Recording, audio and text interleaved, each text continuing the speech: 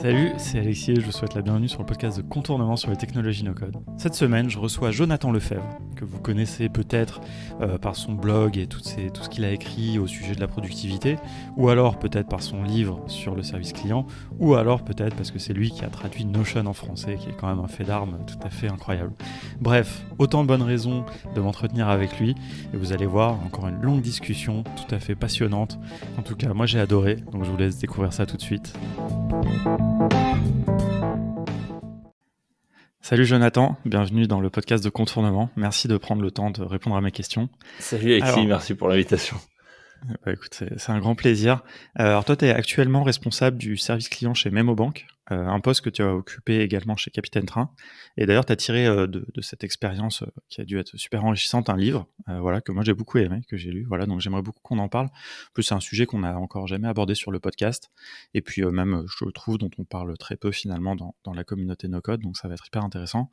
Alors nos auditeurs et auditrices te connaissent peut-être aussi, parce que pour ton expertise et puis toute ton implication autour de Notion, et puis les nombreux articles un peu sur la productivité, puis sur les outils en général que tu publies sur ton blog et que je sais que beaucoup de gens apprécient dans la communauté. Donc on va pouvoir aussi parler de ça. Voilà, ça nous fait plein de sujets à aborder. Ce que je te propose pour bien commencer, c'est de te présenter, s'il te plaît. Merci, tu as bien résumé. Donc effectivement, moi je bosse dans la tech depuis une dizaine d'années déjà. J'ai commencé ma vie pro dans une start-up à une époque où c'était pas encore à la mode comme ça peut l'être aujourd'hui. Et donc c'était Capitaine Train, effectivement, comme tu as dit. C'était alors je sais que toi tu connais bien, les auditeurs peut-être un peu moins, surtout que ça...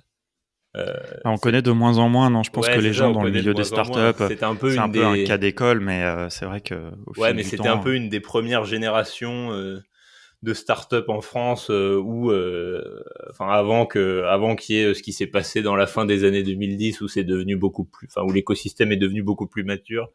Moi, comme je disais, quand j'ai commencé, c'était vraiment, il y avait pas beaucoup de start-up en France, c'était pas du tout une voie même normale pour des gens qui sortaient d'école, etc. Mais donc moi, c'est ce que j'ai fait et ouais, c'était une super histoire. Moi, j'étais un des premiers salariés de cette boîte.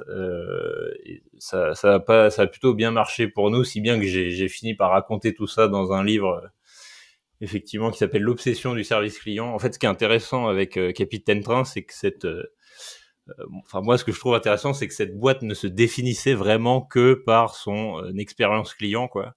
C'est-à-dire que, donc en fait, Capitaine Train, c'était un site pour acheter des billets de train qui était en gros, voilà, t'as trois mecs un peu fous qui se sont dit on n'en peut plus de l'expérience client qui est proposée par ce qu'on appelait l'opérateur historique à l'époque, donc qui s'appelait Voyage SNCF.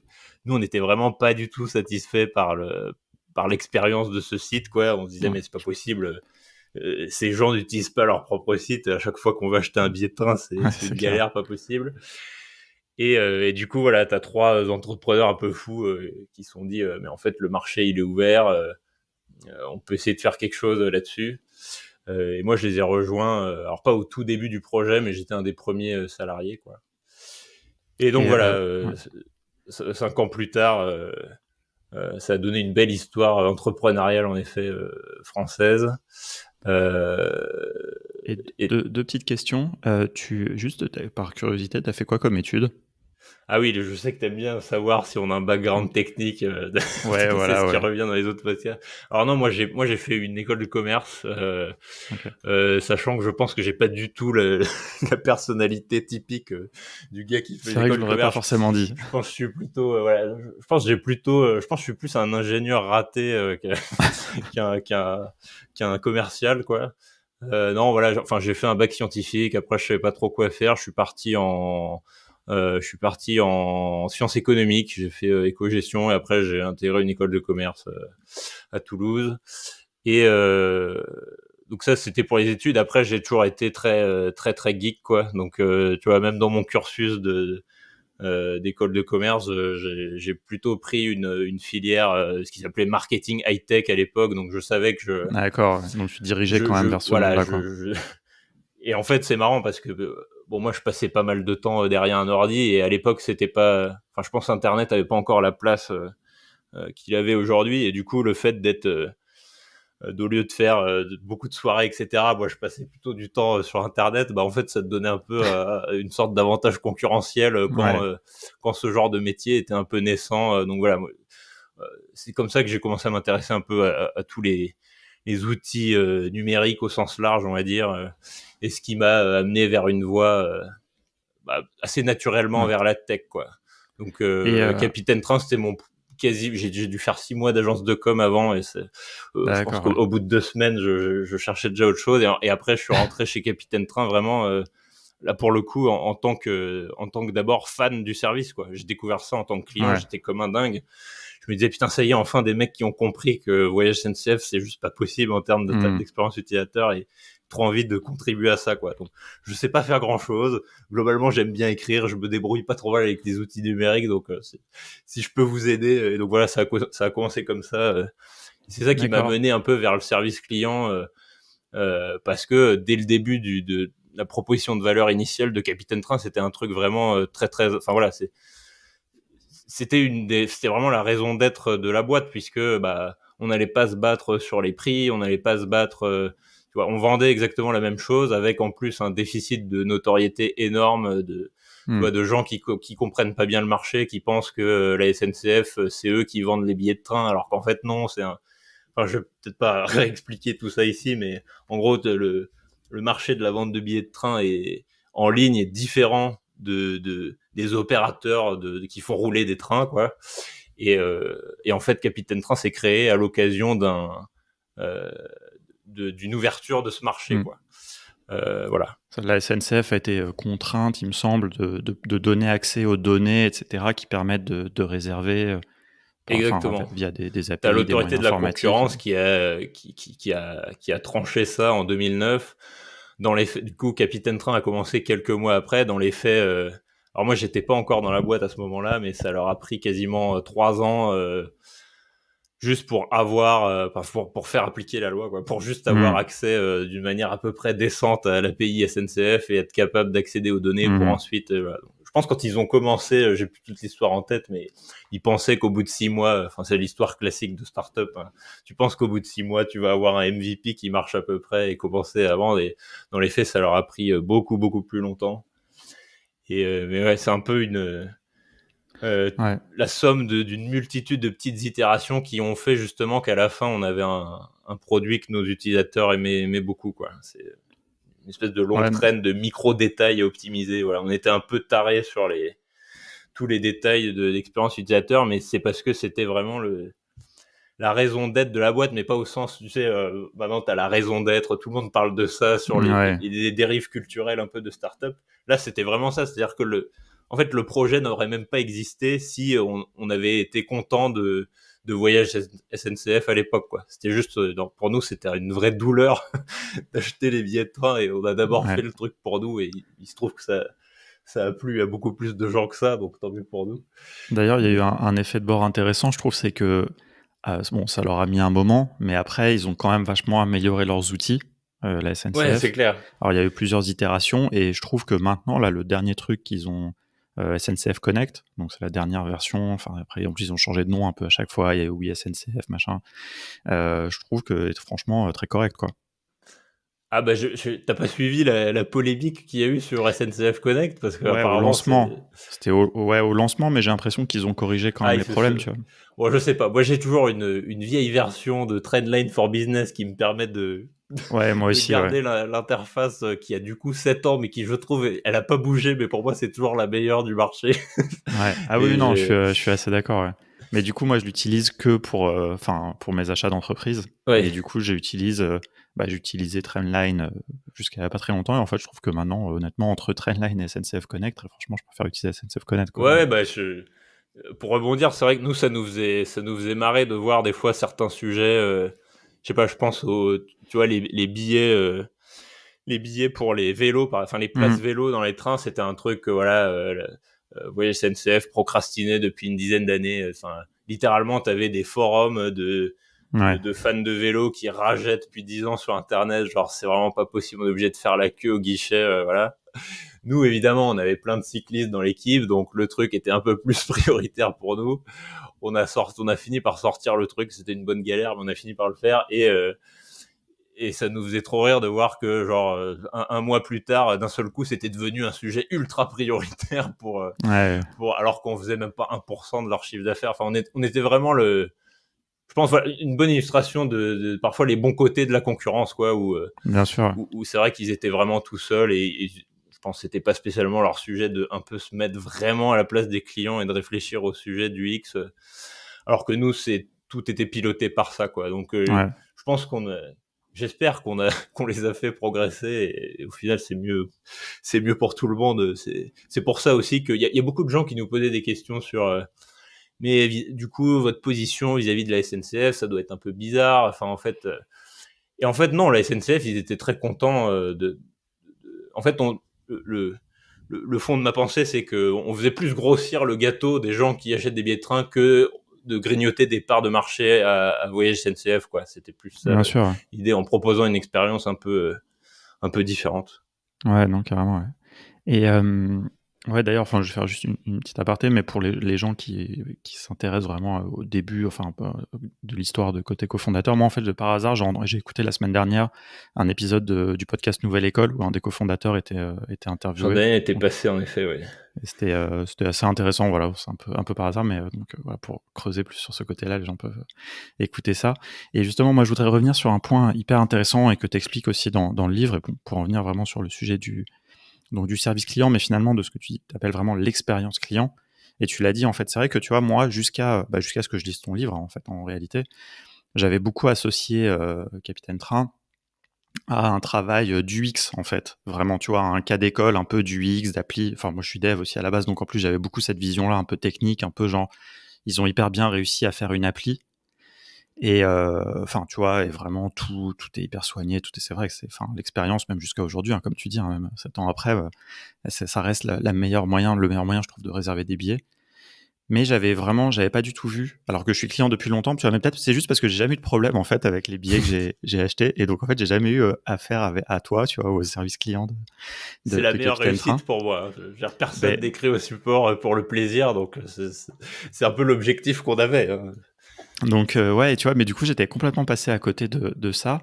Et j'aime bien vraiment ce que tu dis, tu l'as même déjà un peu dit là, c'est ce truc un peu unifié, tu vois. C'est-à-dire que cette attention du client, c'est pas que dans le côté tech finalement, mais c'est dans tout le service que tu lui apportes, avant, pendant et après, quoi, on va dire, Ouais. l'achat, etc. Et franchement, c'est assez intéressant. Est-ce que, du coup, toi, pourquoi toi, dans tes mots, tu vois, tu trouves ça important, on va dire, le service client?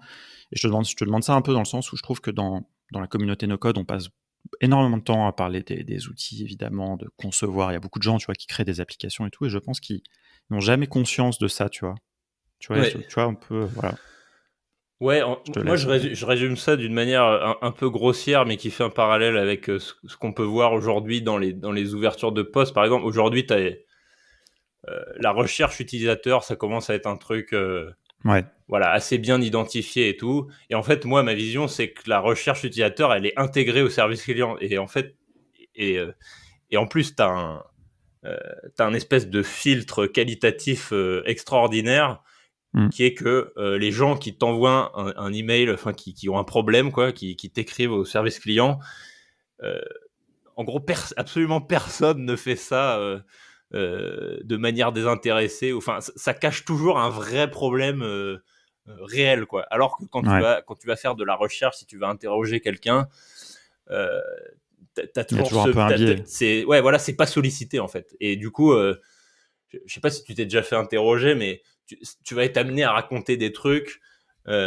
qui peuvent être très intéressants. C'est pas le sujet, mais en fait, quand tu pars vraiment du service client et de ce pourquoi les gens t'écrivent, là, tu es sûr que c'est même le Ouais. contraire. C'est-à-dire que pour une personne qui va t'écrire pour un problème, en fait, ça en cache peut-être 10 ou 20 fois plus qui juste se sont pris le problème en pleine tête et qui juste se sont barrés et reviendront jamais. Donc Mm. voilà, en fait, tu as un espèce de filtre de qualité du feedback comme ça, des retours utilisateurs euh, qui se fait naturellement comme ça avec le service client. Et nous, une des chances qu'on avait, c'est que, à la fois une chance et à la fois c'est un défi parce que ça fait pas mal de volume, c'est que en fait, l'univers des billets de train, tu as en moyenne, je crois que c'est 15% de billets qui sont concernés par, on va dire, un sujet d'après-vente, quoi. Donc, Ok, putain, c'est énorme. Ouais. donc, tu vois, ouais, c'est énorme, quoi. Tu sais que pour tous les billets que tu vends, t'en as 15% où les gens vont vouloir peut-être l'annuler, l'échanger, avoir un souci avec un tarif, voilà. Sachant qu'au au pic quand même de l'activité de l'appli, vous vendiez littéralement des millions de billets par an, quoi. Ouais, Si je ouais. dis pas de bêtises. Oh la vache, j'ai même plus les chiffres en tête, mais oui, moi ce que Ouais, parce que on avait 2 ouais. millions d'utilisateurs à peu près quand je suis parti. Et oui, c'était des, je sais plus combien on Ouais, faisait enfin, tous les on jours, est mais sur des ouais, on ordres, commençait à avoir des voilà. gros Donc volumes. Et on prend encore, je pense que 15% de ça, ça fait beaucoup, beaucoup voilà, donc il y a de beaucoup gens de à faire. choses que tu peux résoudre par les interfaces. En tout cas, c'est ce qu'on essayait de faire, que les gens soient le plus autonomes possible, parce que personne n'a envie de dépendre de la bande passante d'un humain pour traiter un problème qui peut se régler avec un bouton, quoi. Mais voilà, donc tu avais un volume naturel assez élevé comme ça, et nous, on s'est vraiment servi du service client comme espèce d'observatoire ultra privilégié pour juste savoir ce qu'on devait faire et corriger nos problèmes et s'attaquer à toutes les micro frictions qu'il peut y avoir qui vont faire que ta réservation se passe pas 100% bien et Ouais. que, enfin, ce que tu décris toi, c'est bon, bah voilà, j'ai jamais eu besoin de leur écrire, il y a jamais de trucs qui m'ont paru bizarres, je me suis jamais posé de questions sur comment il faut faire tel truc. Ça, c'est voilà, c'est vraiment ce qu'on essayait de viser, et c'était un alignement assez vertueux avec nos objectifs, on va dire commerciaux et de croissance au sens large. C'est-à-dire que nous, on pouvait pas se permettre que le, le volume du service de trucs à traiter au service client augmente aussi vite que notre croissance, évidemment. Sinon, on se serait Ouais. retrouvé comme à peu près l'inverse de ce que moi je voulais faire, c'est-à-dire voilà, comme toutes les grosses boîtes qui terminent avec des plateaux de support Ouais. à perte de vue et des gens qui déroulent des scripts. Moi, je voulais qu'on reste le plus petit possible, parce qu'en plus, dès que tu commences à avoir ces problèmes-là, bah, c'est des problématiques différentes à gérer au support, et que je trouve un peu moins intéressantes, où tu vas commencer à réfléchir. C'est tellement gros que tu peux plus réfléchir vraiment en termes quali. Tu es obligé de réfléchir par des chiffres. J'allais dire KPI, mais j'ai mis l'anglicisme. Voilà, tu rentres dans Des des KPI, indicateurs, ouais. des indicateurs de coercition, et t'as plus cette finesse d'analyse que tu peux avoir, où en gardant une équipe un peu petite, en fait, tous les chiffres dont tu vas avoir besoin quand tu es plus gros, bah ça, quand tu es petit, en fait, tu arrives à avoir une bien meilleure vision de ce qui se passe sur ton app et sur ton service, parce que bah, tu es au contact au quotidien des clients, et il y a un volume qui te permet même si c'est intense, de garder, tu sais, ce contact terrain, quoi, que les boîtes ont tendance à perdre quand elles deviennent trop grosses, quoi. Et nous, c'est vraiment ça qui a fait notre fort. Donc, je sais pas si j'ai bien répondu à ta question, mais en gros, c'est ouais, le service client était vraiment intégré à la conception du service d'une manière assez naturelle, et ça se voyait aussi dans la culture de l'entreprise. C'est-à-dire que c'était pas souvent, tu vois, le support, c'est un truc complètement bon, bah à l'extrême, c'est complètement externalisé, c'est même pas dans tes locaux, c'est dans un autre continent, enfin, tu vois. Mmh. Nous, c'était voilà, moi, à côté de moi au bureau, tu avais des développeurs, et ils sentaient ce qui se passait quand il y avait des frustrations utilisateurs. En fait, il y avait je le résume comme ça, c'est que les problèmes, les frustrations des clients, la distance entre ce que va ressentir le client et nous en interne, la capacité à résoudre ça, on voulait que ce soit le plus court possible, quoi. Ouais. Alors que le chemin habituel de la plupart des boîtes, alors un peu moins, j'espère, depuis que les startups sont quand même ont une meilleure considération de Mmh. ce sujet-là, de manière générale, mais je pense qu'il reste encore du boulot.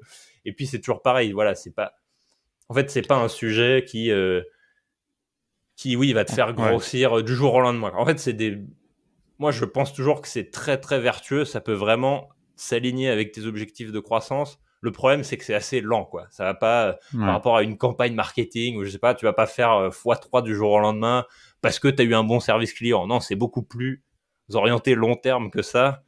Par contre, si t'as ce champ de vision un peu plus long, bah en fait à long terme c'est vachement intéressant parce que il y a tout un tas de problèmes qui sont résolus comme ça et qui alignent Bien les sûr, intérêts de tes utilisateurs avec finalement ceux de ta boîte. Donc nous c'est ça. ça a Tu as été vraiment ce truc de bouche à oreille qui devient plus fort, d'image de marque. Enfin, tu as plein d'effets comme ça qui sont amenés.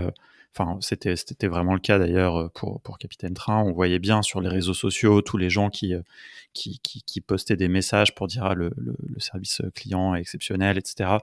Ça joue énormément. Donc, ça fait pas de la vente peut-être directe, comme tu le dis, mais petit à petit, bon, bah, au bout d'un moment, forcément, quand tu as une personne, deux personnes qui te disent ah bah j'ai une super expérience sur Capitaine Train, bah toi aussi, si t'es pas encore client, tu vas imaginer y aller la prochaine fois que tu vas acheter des billets, quoi. C'est des trucs. Ouais, Mais complètement. comme Nous, il faut voir. on a mis très longtemps avant de faire du vrai marketing entre guillemets. On se concentrait uniquement sur le produit, uniquement sur le service client et finalement le marketing, bah c'était nos utilisateurs qui le faisaient pour nous, quoi. C'était ça notre vision.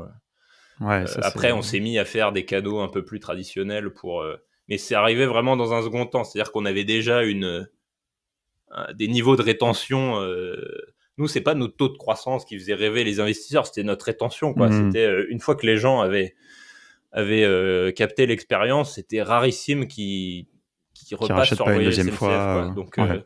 Donc une fois qu'on avait ce socle hyper solide, c'est là où du coup c'est intéressant après de faire des canaux marketing un peu plus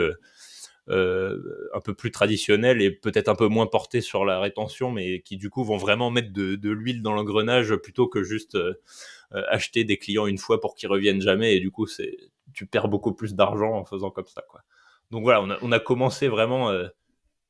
Aujourd'hui, tu sais, t'as la mode un peu bootstrap, un peu anti-startup qu'on Ouais. voit aujourd'hui. Nous, on avait besoin de lever des fonds assez tôt parce que c'est le modèle qui Ouais. valait ça juste en coût de location entre guillemets de l'API SNCF. Ça nous coûtait tellement cher que ça aurait été difficile de faire bootstrap dès le début, euh, mais en tout cas Ok. dans les valeurs, c'était un peu ça au début. Et puis après, on a eu un processus un peu plus classique de start-up qui lève des fonds Ouais, pour pour financer la grossir. croissance. Et puis après, on Ouais. avait des ambitions aussi, pas seulement françaises, mais du coup, avec pas mal de sujets intéressants sur la libéralisation du rail en Europe, En Europe, ouais. où donc c'est pareil, c'est très lent comme marché, mais on sait qu'à long terme, voilà, enfin, on Ouais, non, arrivait à bien se positionner donc au début, on faisait que la France, mais après, on a commencé à vendre les billets en Allemagne, et puis à proposer du coup des synergies intéressantes sur du transfrontalier, par exemple, ou quand tu ouais, devais c'est ça, les commencer à combiner des connexions. transporteurs, bah, c'est Hmm. là où du coup les opérateurs historiques étaient bien moins pertinents que nous, qui étions un peu agnostiques sur le transporteur et qui pouvions proposer des choses intéressantes là-dessus pour les clients. Ouais, non, c'est hyper intéressant. Euh, et alors, juste pour. Donc, toi, tu as commencé, tu étais tout seul. Tu es venu pour ça, quoi, et pour vraiment. Donc, au début, tu as géré toi-même tout le service client. Enfin, de toute façon, tu l'as Ouais. fait tout du long, mais du coup, tu as aussi un petit peu passé à l'échelle une équipe. Vous êtes arrivé jusqu'à à combien dans l'équipe? 5, 6, non, 10, je me Non, on souviens était plus. une quinzaine, on était quand même une Quinzaine quand même à la quinzaine fin, ouais. au support à la fin.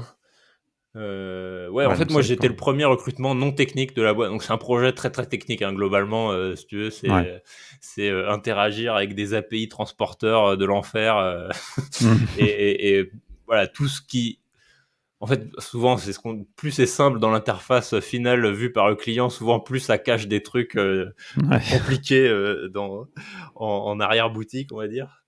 Et nous, notre rôle, c'était un peu voilà de faire une abstraction de toute cette complexité ferroviaire qui est vraiment on n'imagine pas à quel point c'est compliqué, les gammes tarifaires des transporteurs, etc.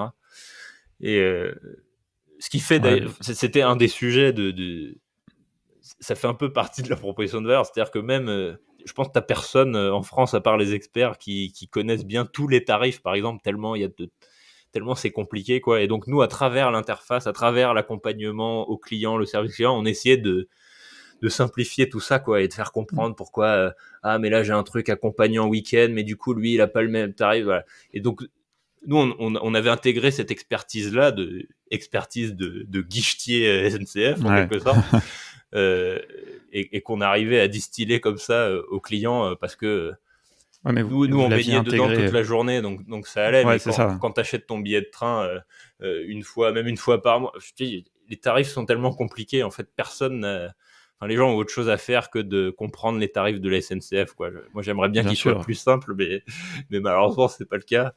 Ouais. Donc ouais, ça, Bah, ça apparemment, il y valorisait a, encore plus ouais, notre rôle de service client.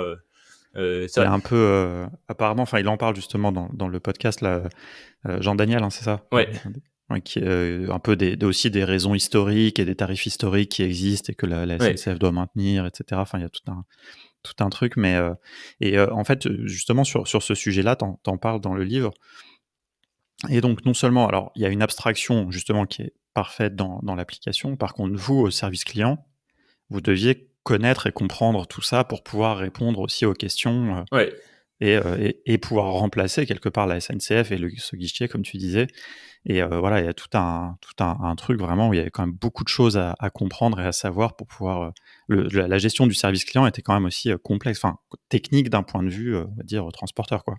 Ouais, complètement. En fait, moi, je sais pas ce que. En fait, c'est simple parce que tout le monde a déjà eu des expériences plus ou moins pourries avec des services clients. C'est vraiment, voilà, tout le monde a connu ça. Et en fait, si tu t'intéresses un peu à ce qui pêche dans ces moments-là, souvent, un des trucs qui revient, c'est que les gens à qui tu parles ont pas une bonne expertise du Mmh. produit, en fait. Bon, on a tous T'es, l'expérience des opérateurs téléphoniques ou des choses comme ça, voilà, quoi, où ils te disent de débrancher, souvent tu tombes sur rebrancher. des gens, t'as pas grand chose à leur reprocher, ils sont sympas, voilà, ils sont, Oui, ils sont gentils avec toi, il y a pas de sujet, mais le problème c'est qu'ils sont pas, ils sont pas en capacité de résoudre ton problème, voire parfois de le comprendre.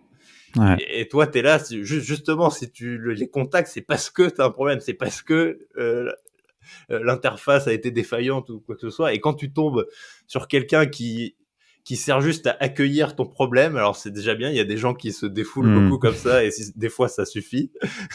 mais moi, c'est ça qui m'énerve le plus avec les services clients un peu traditionnels, c'est de tomber sur quelqu'un qui est. Je lui en veux pas. En fait, je vois bien ou alors soit elle a pas les connaissances, soit elle est juste pas outillée pour le faire parce que je sais pas, la boîte est trop grosse et du coup il y a des phénomènes de droit d'accès, etc. Donc voilà, on est vraiment parti de ça, de toutes les frustrations qu'on avait nous avec les services clients un peu traditionnels, et essayons d'éviter ça, quoi. Donc une des clés, c'était effectivement d'internaliser au contraire le plus possible l'expertise à la fois du produit qu'on proposait nous, mais du, du- du produit ferroviaire en tant que tel, qui était en l'occurrence pour nous très complexe. Donc d'un côté c'est chiant parce que ça fait beaucoup de choses à apprendre, à internaliser, mais du coup ça a vachement plus de valeur, enfin ça valorise vachement le rôle du service client, quoi, par rapport à la ouais, plupart des boîtes où ah ouais, c'est un carrément. truc assez dévalorisé. Voilà, tu t'éloignes ça le plus possible du développement, et puis t'essaies qu'ils t'embêtent pas trop, quoi. Nous, c'était vraiment le contraire. C'était euh, déjà, on était nous-mêmes les propres utilisateurs du produit, Mmh. donc on Ça, était bien ça aide placé aussi. pour faire remonter tous les problèmes. Mais je pense que c'est surtout ça la différence entre ce qu'on a fait et pas mal de boîtes, c'est que la considération vraiment faite au retour des clients était pas juste, voilà, ça rentrait pas dans un backlog que tu finissais jamais par faire. Là, c'était vraiment pris en compte, quoi. Ouais. Et ne Ouais, et serait-ce puis, que, du coup, on était, tu me posais la question on était une quinzaine. Quand on s'est fait racheter par Trendline, on était 60 à peu près dans la boîte. Donc, au total, mine, ouais. mine de rien, si tu veux, en termes de poids dans la boîte, c'était pas un truc que tu pouvais ignorer facilement, quoi. Quand il y avait Mmh. un problème client, le truc ruisselait un peu sur tout le reste de la boîte, et ça pouvait pas être mis à la trappe comme c'est souvent le cas. Donc, D'ailleurs, c'est un bon point ce que tu évoques là, ça me fait rebondir sur un truc dont tu parles dans le livre, qui est hyper intéressant, c'est que tout le monde dans la boîte doit, à un moment ou à un autre, participer au support, quoi. ouais, Et notamment les développeurs, euh, qui doivent être au plus proche. Enfin, tu vois, tu l'as déjà dit, mais donc littéralement, ils doivent aussi participer au support, répondre aux questions, et donc ça les sensibilise vachement. Il y a un truc comme ça de proximité aussi, d'éviter un peu les développeurs dans leur tour d'ivoire, et puis qui sont un peu imperméables aux Ouais. bugs potentiellement ou aux choses à améliorer. Et ça, c'est hyper. Ça a même un nom, c'est ça, dans ces EOS, il me semble, j'avais noté. Ouais, Everyone on Support. Alors, c'est pas Ouais, du tout nous qui avons inventé ça, hein. C'est un ouais, truc qui se fait comme d'hab, hein, sur les startups US. Il y a quoi, 5-10 ouais, ans d'avance à chaque fois.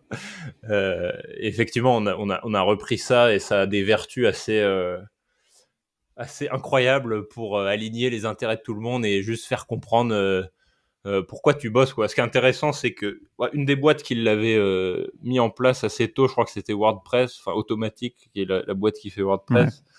Et il y a pas mal de témoignages d'articles de blog ils doivent commencer à dater, mais moi c'est un peu comme ça que j'avais pris connaissance du truc.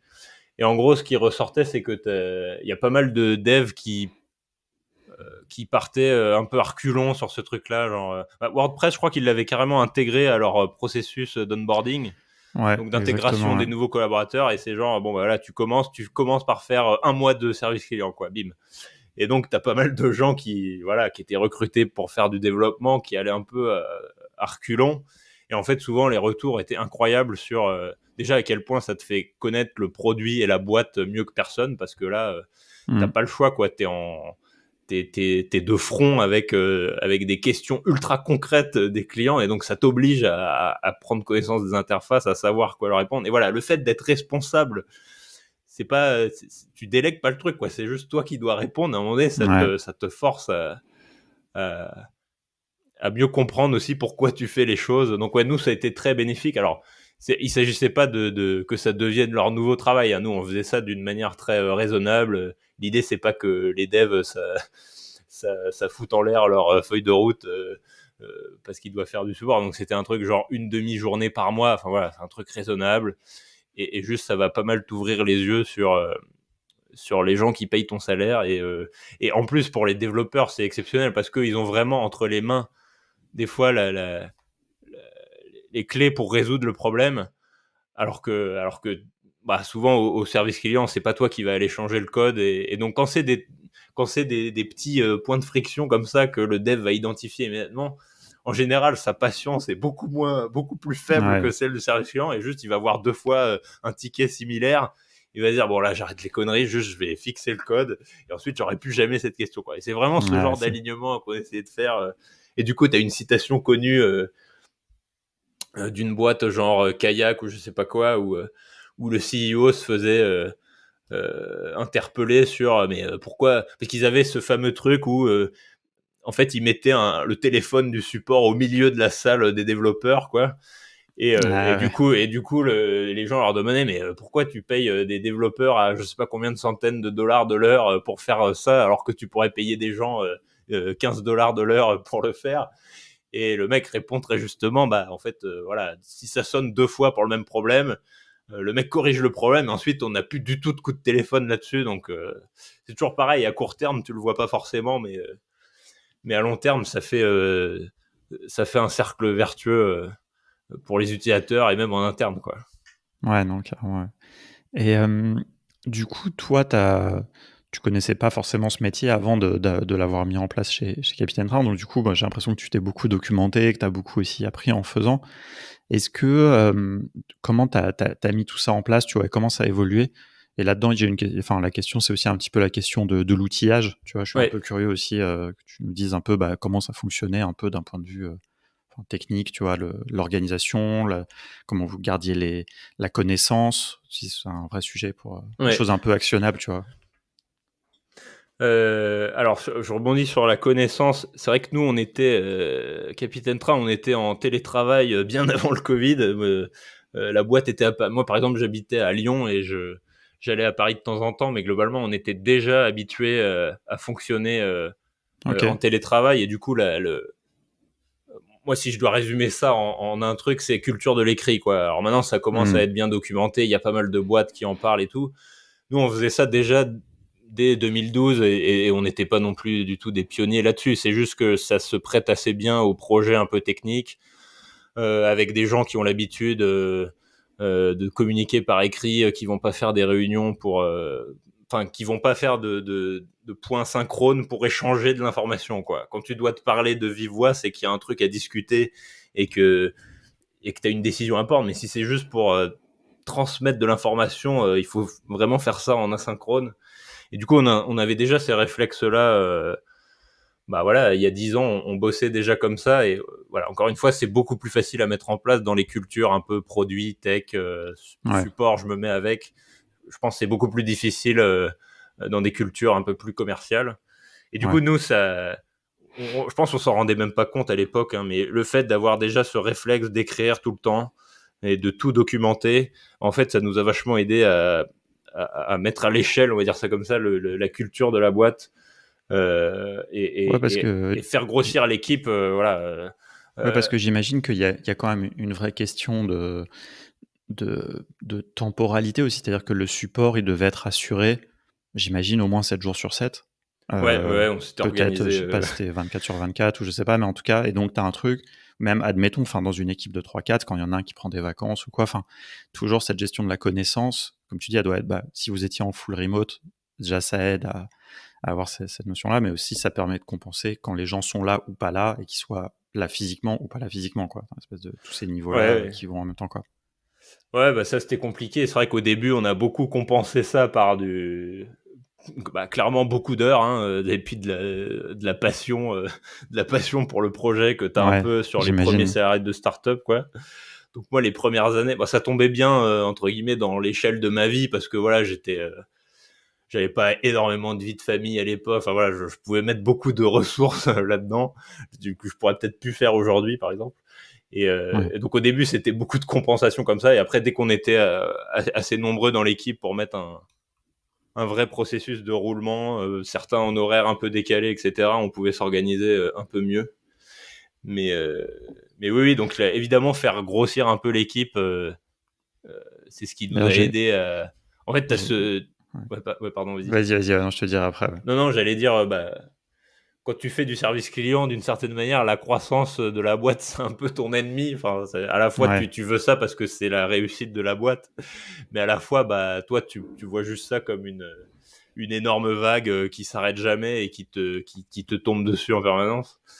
Et du coup, tu es toujours en recherche d'optimisation pour voilà, réussir à garder la meilleure qualité de service possible, alors qu'il y a de plus en plus de gens, il y a de plus en plus de tickets. Voilà.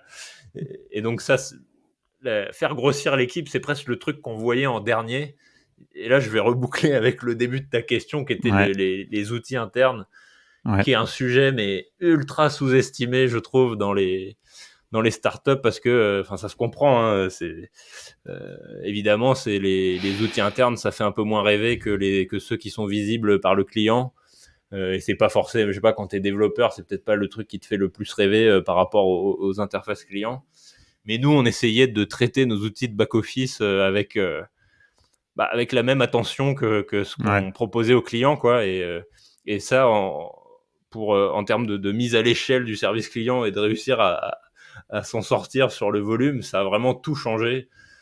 Parce que bah voilà, les outils, enfin on réfléchissait à chaque clic en trop, à chaque tout ce que tu as pu constater sur la partie client, on essayait d'avoir la même chose sur nos outils internes. Et encore une fois, ça passe par un lien très fort entre les gens qui font du service client, donc qui utilisent ces produits-là au quotidien pour être capable d'optimiser ça. Donc en fait, ce que j'ai pu voir aussi en voyant d'autres boîtes après, c'est que les gens qui faisaient du support client chez nous avaient globalement ce que certains appellent culture produit, qui c'est un peu hmm, galvaudé comme terme, mais voilà, disons aller au-delà de juste identifier les problèmes, mais d'essayer déjà de voir comment on pourrait améliorer ça au niveau des interfaces.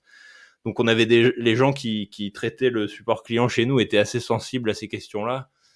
Et voilà, quand on voyait qu'on pouvait faire une action, enfin avec et- l'expérience, on ouais, était devenu, on savait bien identifier les trucs qui pourraient ou non être automatisés et sur lesquels enfin c'est pas qu'on était devenu bon, c'est juste qu'on n'avait pas le choix en fait. Quand t'es écrasé par un volume de tickets grandissant, ça te force à te poser ces questions, quoi. Donc, ouais, mais ça clairement c'est, en fait moi je voyais un peu trois piliers dans comment, parce que c'est ça la question qu'on me posait tout le temps moi, c'est bah, comment vous avez fait à gérer la croissance, quoi. Enfin, c'est la question que tout support ouais, client se pose. En gros, moi, les trois piliers par rapport à ça, c'était évidemment le travail sur le produit. Donc, on va dire rendre autonomes les clients avec des trucs qu'ils peuvent faire eux-mêmes et en plus, ils n'ont pas besoin d'attendre qu'un humain intervienne pour le faire eux-mêmes. C'est ça le plus important, évidemment. Ensuite, les outils internes et ensuite seulement recrutement et faire un peu grossir l'équipe, mieux transmettre les connaissances. Donc voilà, utiliser. On n'avait pas Notion à l'époque, ça n'existait pas encore. Enfin, si, ça existait, mais c'était pas encore du tout sur le marché.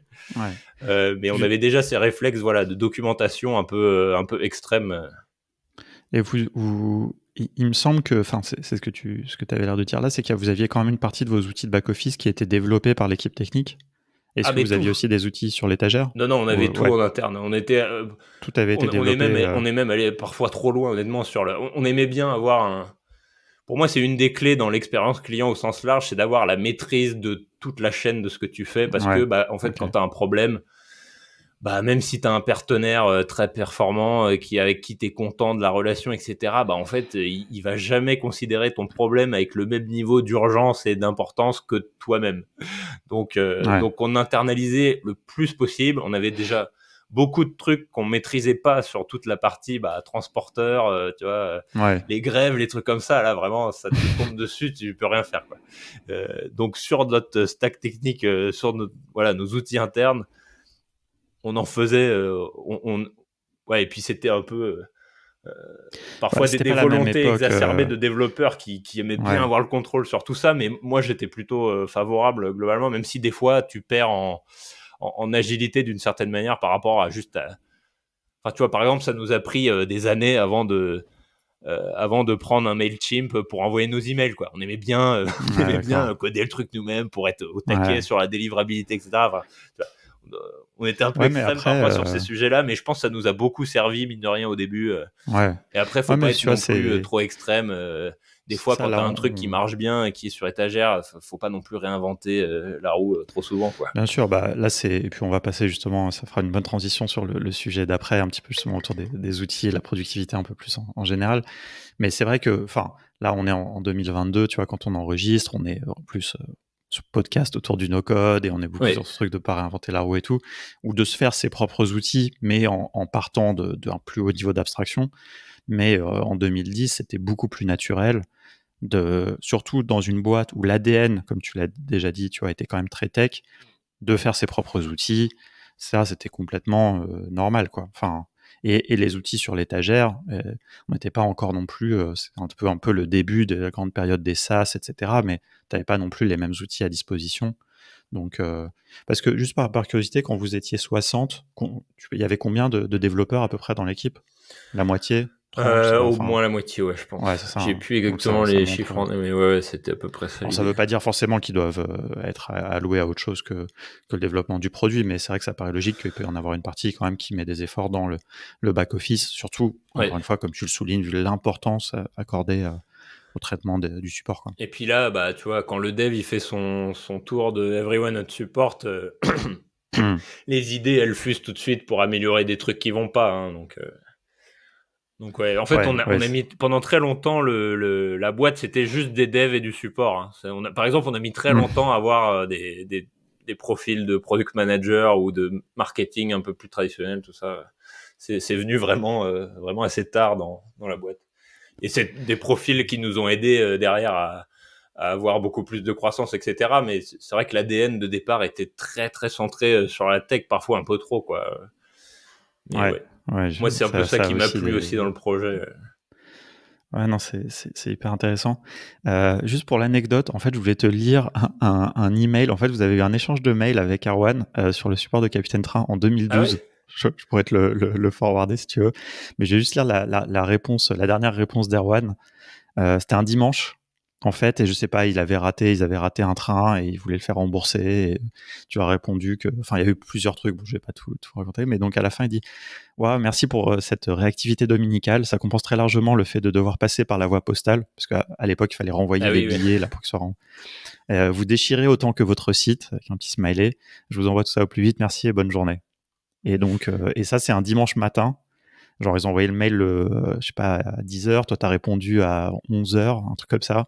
Et enfin, voilà. Et je trouve que ça symbolise bien Et je trouvais ça rigolo, tu vois, quand on s'en est rendu compte, tu vois, enfin, qu'il m'a envoyé ça. Ah, Je c'est trouvais ça marrant que marrant, ce quoi. soit tombé sur Erwan, mais oui, du coup, Donc c'est voilà, donc, exactement comme ça au début qu'on a grossi, quoi. C'était que des gens qui, là, je pense que, si tu veux, après ce genre d'expérience, en fait, jamais de la vie tu vas retourner sur la ZCF, quoi. Même bah si ouais, derrière ouais. notre site il bug ou je sais pas quoi, ça crée des attachements assez forts.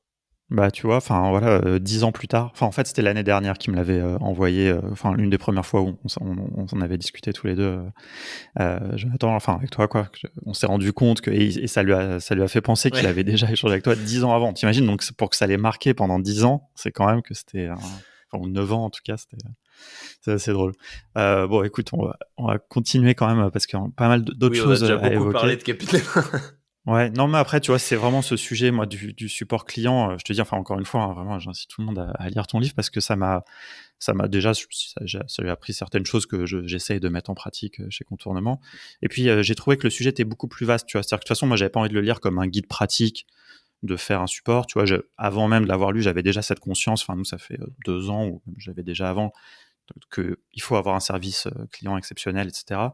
Mais de lire comment vous l'avez fait, et puis de voir ce truc plus global, ce truc, les développeurs, le lien, l'expérience client plus globalement, tout ça, j'ai trouvé ça vraiment hyper intéressant, tu vois. Bon voilà, j'ai trouvé ça assez cool, en tout cas, puis c'est assez agréable à lire. Donc voilà, donc je suis content qu'on ait pu en parler et que tu nous livres un peu cette vision plus de vive voix. Eh bah, cool que ça t'ait plu, en tout cas. Ouais, non, bah, vraiment. Euh, Passons sur un peu le sujet de la productivité, j'ai envie de dire, parce que tu fais pas mal de choses. Je sais pas, peut-être si tu veux résumer, peut-être avant qu'on passe justement un peu là-dessus, peut-être ce que tu as fait après Capitaine Train en quelques mots.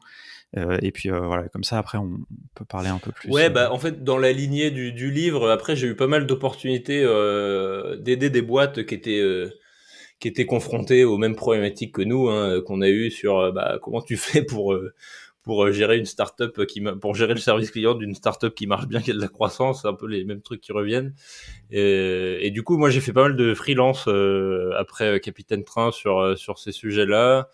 Et puis, bah, c'est l'avantage d'être en freelance, c'est que tu peux un peu recentrer ta vie sur les sujets qui t'intéressent. Tu as peut-être un peu plus de temps pour publier du contenu, tout ça. Et moi j'aime beaucoup écrire, donc quand j'avais un peu plus de temps que maintenant, effectivement, j'ai écrit pas mal d'articles sur bah, mes sujets de prédilection que sont, on va dire, les outils de productivité et Mm. l'expérience client. Ça me permet aussi de mettre au clair mes pensées d'une façon un peu moins désordonnée que ce que je peux raconter dans un podcast, par exemple. Et, euh, et donc oui, j'ai écrit pas mal d'articles à ce moment-là sur... en fait, ouais, moi, d'une manière générale, j'étais euh, assez choqué de ce que je pouvais constater dans des boîtes, y compris technologiques, sur leur... ça va faire très arrogant, c'est terrible, mais sur leur manque de sensibilité à certains outils Mm. internes, notamment sur des petites tâches quotidiennes qui se produisent vraiment des centaines de fois par jour.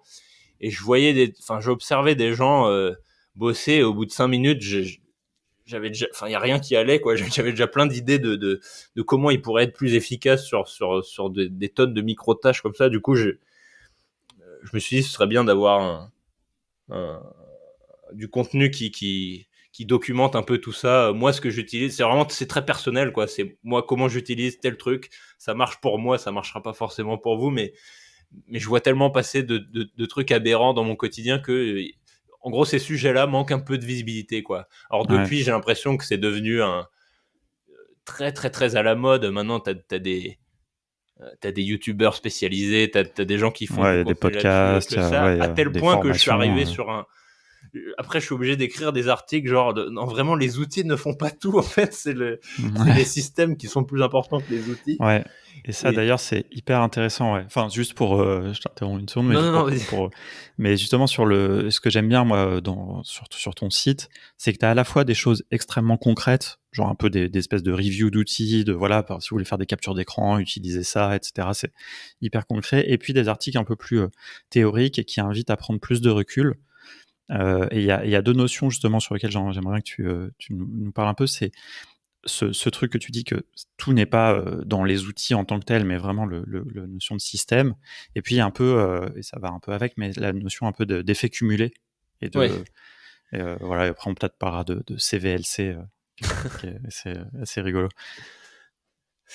Ouais, et du coup, Ouais, mais un peu justement cette idée de système, enfin tu vois, d'essayer aussi un peu comment dire? Enfin, nous, on essaye aussi de dire ça aux gens, tu vois? C'est pas tout de se jeter dans les outils et de trouver, parce que moi, le truc que j'observe, et puis, c'est que quand les gens sont trop focalisés sur les outils, en fait, le problème, c'est qu'ils savent pas forcément toujours pourquoi ils utilisent certains outils. Et donc, ils vont ouais, utiliser, puis ils vont switcher parce que il y a un truc plus cool, parce que dans la communauté, quelqu'un va parler d'un nouvel outil, tu vois. Et là, je dis ça, c'est à la fois sur les outils no-code, mais un peu en général sur tu vois, les logiciels. Oh, il y a un truc qui est plus cool, il y a un nouveau SaaS qui est sorti, toutes les startups l'utilisent. Et donc, en fait, quand tu sais pas vraiment pourquoi, bah, tu switches tout le temps. Et en fait, ça a aussi un coût, à mon avis, qui est ouais. très contre-productif, quoi. Oui, bah, en fait, ce que je devais raconter dans mon article, c'est que moi, je compare ça un peu, tu sais, au syndrome du nouvel objet brillant, quoi. C'est, Absolument. Ouais. voilà, depuis, moi, j'estime en France, on va dire à 2020, Notion a eu un espèce de pic de popularité incroyable, Ouais, et du coup, t'as absolument. Ouais. t'as plein de gens qui ont un système qui fonctionne extrêmement bien sur, j'en sais rien, Apple Note, enfin, je dis n'importe quoi, Ouais, Evernote, et n'importe quoi. Ouais. ouais, et qui se disent, oh là là, non mais faut que je bascule tout sur Notion, ça a l'air incroyable. Tu sais, le fear of missing out, genre faut pas que Mm. je rate le wagon, voilà. Ouais, ouais. Et en fait, moi dans mes articles, j'essaie vraiment. Déjà, en fait, j'écris sur des outils. En fait, moi le but, la vision long terme de mes articles, c'est d'écrire du contenu qui est le moins périssable possible. Et ça, quand tu écris sur des outils en tant que tel, bah, c'est un peu, c'est contradictoire puisque de fait, les outils évoluent tout le temps et se font remplacer par d'autres, etc. Donc c'est, tu vois ce que je veux dire, il y a une Ouais, contradiction ouais. dans le fait Ouais. d'écrire sur des outils. Et du coup, j'essaie d'écrire sur il y a un espèce de filtre de temps. Par exemple, Notion, j'utilise depuis fin 2016, début 2016, enfin bien avant que ce qui est la hype qu'il y a aujourd'hui. Et en fait, j'ai attendu quasiment 4 ans pour écrire dessus. Et quand j'avais, alors je serais jamais sûr à 100%, mais quand j'avais un peu plus de certitude sur à quel point cet outil-là est bon Mm. pour mon quotidien dans la durée, quoi. Et donc j'évite. Alors ça m'est arrivé, voilà, comme tout le monde, de céder un peu au syndrome de l'objet brillant et d'écrire sur des articles que j'ai trouvés incroyables assez tôt dans leur existence. Et souvent, je l'ai assez vite regretté parce que, bah, je sais pas, 3 mois plus tard, soit ils avaient complètement changé de modèle économique, soit ils étaient partis sur autre chose. Enfin, ils n'avaient pas la stabilité que peut avoir Mm. un truc qui apporte juste le recul des années, quoi. Donc, ouais, Notion, c'est le bon exemple, quoi. Ça faisait vraiment. J'ai attendu de m'en servir plusieurs dizaines de milliers d'heures avant de d'écrire. Et puis j'avais tellement de trucs à dire dessus que ça m'a pris du temps à écrire l'article. mais mais oui, c'est vrai en fait, les outils sont souvent un totem, quoi. Et je pense que c'est pas forcément la bonne manière d'aborder des problèmes qu'on a, quoi. Ce qui se passe, Alors, c'est que ça ouais. va être un point d'entrée intéressant, justement, quand t'as pas beaucoup d'expérience, et tu vas voir un nouveau truc qui. Alors qu'en fait, c'est pas ça le fond du sujet. Le fond du sujet, c'est ton système, ta pratique, est-ce que ça va répondre. Donc après, je dis pas aux gens de pas sauter sur les nouveaux outils qui ont l'air cool. C'est bien d'essayer et tout. Mais Ouais, oui, mais ce que essayer, je veux c'est pas dire, c'est que forcément pareil que l'adopter, quoi. ouais. En C'est... fait, le choix de l'outil, est presque, il n'est pas anecdotique, mais il est beaucoup moins important que ce que s'imaginent les gens. Souvent, moi, le conseil que je donne, c'est, par exemple, tu sais, les questions que tu vas toujours savoir, c'est, mais est-ce que je dois utiliser Notion pour une prise de notes, ou Evernote, ou Bear, ou Ulysses, ou je sais pas quoi. En fait, le choix de l'outil est pas si important. Le plus important, c'est de comprendre comment toi tu fonctionnes. Et ensuite, est-ce que l'outil va répondre à tes besoins sur le long terme? Et est-ce que tu n'auras pas besoin de changer tous les 6 mois parce que tu as fait le mauvais choix, quoi. Et Mais du alors coup, justement, comment arriver un petit peu à définir, tu vois, cette manière de fonctionner, tu vois, pour des gens qui ont conscience qu'ils doivent mieux fonctionner, mais qui savent pas forcément par quel bout prendre le truc, quoi. je pense qu'il n'y a pas de recette magique, c'est vraiment que de l'expérience. Mais ce que le fond de mon message, c'est vous focalisez vraiment pas sur l'outil. Limite, prenez celui qui vous donne le plus envie au départ. Par contre, ouais, prenez pas ça comme un totem, quoi. Utilisez-le pour définir ce qui convient à votre pratique. Et, euh, et voilà, c'est comme ça que vous allez. En fait, limite, le choix initial a pas beaucoup d'importance. Ce qui est important, c'est de se mettre à pratiquer et de voir Ouais. et de Et comprendre comment tu vas au l'utiliser? quotidien. Au Ouais. quotidien, c'est quoi le petit truc qui fait que cet outil me va ou me va pas. Au fur et à mesure, comme ça, tu t'affines un peu tes besoins. Mais c'est vrai que quand on n'a pas ce recul, bah, on va souvent se reposer sur tu vois, les fonctionnalités qu'on voit. Alors que quand tu as un peu plus de recul et que je sais pas, par exemple, si tu as géré ta prise de notes non pas sur 6 mois, mais sur 6 ans, en fait, tu vas pas du tout regarder les mêmes choses. Déjà, tu vas moins t'attarder sur les fonctionnalités, tu vas plus réfléchir à est-ce que dans la durée, est-ce que les fonctions d'export, elles sont bien. Est-ce que ça va permettre de structurer l'information comme moi ça fonctionne pour moi. Hmm. Voilà, donc en fait, ce que je veux dire, c'est qu'il y a souvent la pratique est un peu sous-estimée par rapport au. Enfin, Ouais, parce que c'est moins finalement, sexy, quoi. c'est. C'est moins Ouais. sexy de parler de Getting Things Done, qui est toujours pertinent alors qu'il est sorti il y a 20 ans, par rapport à ouais, le top 10 des nouveaux templates, du Ouais. nouveau modèle Notion 2022, quoi. Ouais, bah, tu soulignes un truc intéressant, c'est-à-dire qu'il y a, par exemple, Getting Things Done, GTD, c'est une méthodologie, une manière de penser, et finalement qui est complètement agnostique de l'outil, quoi. Et en fait, tu pourrais, Exactement.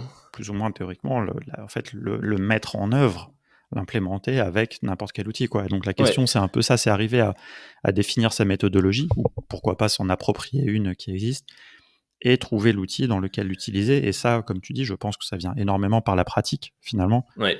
Il faut essayer, quoi. Il faut essayer. Et je pense que par contre, il y a un truc quand même, il faut aussi un peu persévérer, quoi. Et pas se dire, bon, ça marche pas exactement comme j'espérais. Non, quoi. Il faut un peu trouver, un peu pratiquer. Moi, je pense que les gens souvent attendent des recettes toutes faites, quoi. Comme tu dis, tu vois, par exemple, un template Notion qui va tout te faire pour toi. Alors que moi, je pense que le template Notion, c'est bien pour inspirer, mais ça correspond jamais vraiment exactement ce que toi, tu veux faire, quoi. Oui, et justement, l'intérêt de Notion, c'est c'est tellement flexible que tu vas pouvoir, ok, ça ira plus vite de partir d'un truc existant sur, je sais pas, si tu veux faire ton suivi de tes habitudes ou je sais pas quoi. Bon, bah, ça va peut-être aller plus vite de partir d'un template et d'un modèle et de l'adapter à ta sauce, plutôt que de partir vraiment de zéro et de te poser des questions. Alors, attends, je construis le truc comment? Voilà. Des fois, tu as quelques petits raccourcis comme ça, mais oui, c'est toujours moi, je pense que les sujets productivité sont éminemment personnels, quoi. Or, le Ouais. propre d'un outil, ça va être plus ou moins frontalement, quelque part, de t'imposer bah, la façon de penser idéale selon le développeur, quoi. Et en fait, Ouais. c'est pour ça que je trouve Notion incroyable, d'ailleurs, c'est que tu as un niveau de flexibilité que j'ai Ouais, bien jamais sûr. vu dans un autre outil. Et en fait, les problèmes que tu vas avoir si tu choisis un autre outil. En fait, la plupart des autres outils pour, moi, ce que j'appelle pour gérer de l'information, vraiment au sens très très large, en fait, avant Notion, si tu voulais, j'essaie de prendre un exemple pour illustrer. Admettons que tu veuilles, je sais pas, gérer ta recherche d'appart, par exemple, et que du coup, tu prends, je sais pas, Trello ou Evernote. Donc, si tu prends Trello, en fait, bah, d'une certaine manière, tu vas être un peu enfermé dans un certain paradigme pour Un structurer plan banque. l'information qui va être, Ouais. ok, tu as un tableau qui lui-même contient des listes, qui elle-même contient des cartes, qui elle-même contient éventuellement des cases à cocher. Voilà. Et donc souvent tu vas te lancer dans le truc, tu vas mettre tes cartes en fonction de chaque appart, tu vas déplacer dans tes colonnes machin. Et puis si ça se trouve ça va bien marcher, mais si ça se trouve au bout de 2 ans l'outil ne conviendra plus à tes besoins parce que il sera pas assez sophistiqué ou tu voudras un niveau d'abstraction supplémentaire ou je sais pas quoi. Et bien là en fait si tu as pris Trello, bah ta solution c'est bon T'es bah bloqué. je dois je dois tout migrer dans un autre outil qui est pas du tout structuré pareil, mais là j'arrive aux limites de mon besoin, quoi. Et en fait, ce qui est incroyable, à mon sens, avec Notion, c'est que tu as très rarement ce problème que moi j'appelle de dette documentaire, parce que tu peux quasiment tout transformer d'une manière très fluide, quoi. Tu peux rarement, tu peux toujours revenir en arrière, tu peux toujours transformer. Enfin, ils ont atteint un tel niveau de flexibilité que t'es jamais Absolument. enfermé. Et ça, c'est vachement important parce que au moment où tu choisis, où tu détermines ta structure je sais pas, de ton tableau de recherche d'appart ou je sais pas quoi, en fait, le moment où tu prends cette décision, en fait, t'es hyper mal placé parce que t'as pas l'expérience. Il faudrait être, tu sais, 3 ans plus tard, il faudrait se projeter dans le futur et se dire, bon, bah là, je sais que j'aurai besoin de ça, ça, ça. Du coup, il faut que je prenne tel outil. Or, au moment où tu prends la décision, t'en sais rien puisque t'as pas d'expérience. Et ben, avec Notion, ça t'enlève tous ces problèmes parce que tu peux démarrer avec. Moi, j'ai des tonnes de documents qui ont démarré juste comme une liste à puces toute simple avec des trucs les uns à la suite des autres.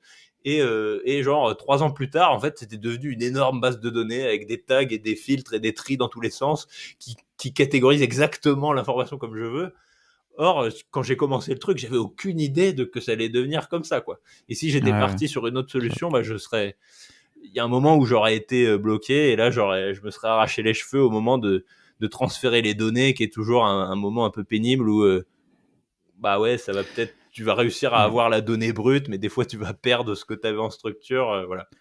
Mais c'est Pardon, intéressant j'ai parce que tu longuement vois, dérivé, mais c'est un des non, non, intérêts mais de Notion c'est, pour moi. non, mais ouais, mais tu vois, ça illustre assez bien en fait ce que tu évoquais au début, c'est-à-dire que tout n'est pas une question d'outils, mais plus une question d'usage et de pratique, etc. L'usage avant tout, ouais. Mais néanmoins, l'avantage d'avoir un outil comme Notion, c'est que tu vas pouvoir avoir tout ce trajet de ta pratique, de l'évolution de ton usage, de ta méthode, etc., à l'intérieur du même outil sans jamais être bloqué, quoi. Et ça, c'est vrai que c'est quand même assez extraordinaire, quoi. Ouais. En fait, ouais, moi je pense qu'il faut toujours essayer de réfléchir vraiment plus à son système personnel plutôt qu'à l'outil en tant que tel, quoi. Par exemple, je sais pas, je sais pas si tu vois, t'as plein d'outils qui te permettent de gérer tes fenêtres, tu sais, sur ton ordi, de positionner tes fenêtres, tu sais, de les redimensionner, etc. Des outils qui font ça, mais t'en as des dizaines. Moi, j'utilise un truc qui s'appelle Moom, mais t'as quoi? T'as Magnet, Spectacle, Rectangle, Divi, de Size Up, tous ces trucs-là. En fait, si t'as jamais réfléchi à la bonne manière que toi tu voulais d'organiser tes fenêtres, c'est-à-dire ce qui te convient pour toi, bah ça c'est pas l'outil qui va le faire à ta place, quoi. Ouais, bien sûr. Alors il va certainement t'aider dans ton cheminement, mais en substance c'est pas l'outil en tant que tel qui va définir ton système, quoi. Du Ouais. coup, pour moi, le choix de l'outil est pas si important que ça. Le plus important, c'est limite d'en choisir un et de commencer à pratiquer et à construire son propre système, quoi. Le truc qui sera là pour le long terme. Pareil Bien pour sûr, les ouais. outils il y a combien d'outils de to-do list ou des gestionnaires de tâches? Enfin, c'est pareil, t'en as des centaines C'est et des clair. centaines. Alors que le fond du sujet, c'est comment est-ce que moi je veux m'organiser pour gérer mes tâches? Voilà. Après, ce que je dirais quand même pour, enfin, sans me faire l'avocat du diable, mais que par exemple les outils de to-do list, c'est un très bon exemple. C'est clair qu'il y en a des millions, il y en a énormément qui se ressemblent, et puis il y en a certains qui vont t'apporter une proposition, et après t'aimes ou t'aimes pas, tu vois, mais de Ouais. comment gérer tes tâches aussi, quoi. Pour les gens qui n'ont pas, tu vois, ça peut aider les gens qui n'ont pas l'inspiration de comment Ouais, est-ce bien que je veux sûr. traiter mes tâches. Et bah, tu vas prendre un outil qui a on va dire je sais pas comment j'allais dire, une opinion, comment dire en anglais, Ouais. opinionated, voilà, qui a une proposition par rapport à ça. Après, t'aimes ou t'aimes pas. Mais c'est vrai que moi, en tant que, un peu, on va dire, constructeur, etc., j'ai envie de faire ce travail-là moi-même et donc d'avoir un outil qui est flexible pour me Ouais. permettre d'itérer sur mon système, quoi. Alors qu'un outil, voilà, par définition, ça va être, bah, comme tu dis, c'est l'opinion d'un développeur par rapport à la résolution d'un problème donné, quoi. Et tous les outils de to-do list, bah, c'est chaque développeur qui s'est dit, ouais, non, non, mais moi, je pense qu'il faut faire comme Ouais, ça pour gérer ça. Et c'est pour ça que t'en as des centaines, parce que c'est un truc personnel. Voilà, il y a pas ouais, un truc qui est mieux que l'autre. Il y a juste des usages qui conviennent plus ou moins à sa personnalité, sa façon de vivre, etc. ouais, Donc oui, ouais, oui. non, c'est clair. Ouais. Et ouais, non, c'est hyper intéressant. Et donc, bah, justement, enfin, pour rester un petit peu sur Notion, quand même, hyper intéressant. Enfin, voilà, tu vois, juste, enfin, il y a un débat un peu dans la communauté. Est-ce que Notion, c'est un outil no-code, pas no-code, tu vois? Enfin bon, c'est un outil de toute façon qui est tellement populaire que les gens, finalement, cette question se la posent plus trop parce que tout le monde a envie d'en parler. Et tu vois, quand tu insistais vraiment sur la flexibilité, bah moi, c'est cette flexibilité qui fait que je considère que c'est un outil no-code, quoi, tu vois? Pour moi, c'est un truc qui est intrinsèque, fait qu'on peut construire tellement de choses différentes avec. C'est un canevas comme ça. Alors, dans un certain domaine, certes, mais encore, enfin, je veux dire, on voit des gens qui construisent des jeux, des quiz, enfin, tu peux faire tout et n'importe quoi, en fait. Et ça, pour moi, c'est vraiment très, très important, quoi. Mais Bah, alors, pour revenir, si ouais, t'écoutes Ivan Zhao parler, c'est exactement ça, quoi. C'est moi, mon but dans la vie, c'est il y a même pas 1% des gens qui savent coder. En fait, 100% des gens ont des besoins en outils numériques. Juste, on faut leur mettre un truc dans les mains, quoi. Donc là, de ce point de vue-là, ça répond exactement. Après, moi, je suis pas. J'ai quelques problèmes avec la définition no code parce que pour moi, c'est vivement que ce soit renommé programmation visuelle ou je sais pas quoi, ouais, que tout le monde soit d'accord. Mais enfin, peu importe. C'est bien aussi de bien s'attacher sûr. des fois à des tendances et ça permet aussi de faire avancer la cause. Mais oui, de ce point de vue-là, je pense que Notion répond bien. Après, est-ce que c'est un outil no-code ou pas, j'en sais rien. Mais Ouais, non, mais c'est pour ça que je suis d'accord avec toi, ça, c'est un débat qui devient anecdotique. oui, c'est ça. Mais parce que les gens sont un peu enfermés, il y a quand même beaucoup de gens encore, enfin, sans vouloir trop critiquer, mais qui restent convaincus que no code, c'est pour faire des applications web, Ouais, mobiles, ouais. voilà, faire des marketplaces, etc., quoi. Et alors que, bon, je pense qu'on est tous les deux convaincus quand même que tous ces aspects de productivité, d'outillage et de se faire ses propres outils, pour moi, bon, clairement, c'est là la vraie, le Bah, vrai moi, avec mouvement. Notion, je fais d'une certaine manière des concurrents de certaines apps qui sont sur le marché, quoi. Genre mon truc, ce que j'utilise pour gérer, je sais pas, ma collection de jeux vidéo ou mes Ouais, finances perso ou mon mariage ou plein de trucs. Bah, à chaque fois, tu as des apps verticales entre guillemets qui font ça, quoi. ouais, ouais. Et moi, et ce qui est bien, c'est que quand tu les as dans Notion, bah, tu peux Tu faire peux des ponts croiser. beaucoup plus Ouais. faciles, voilà, d'informations avec les autres sujets de ta vie, quoi.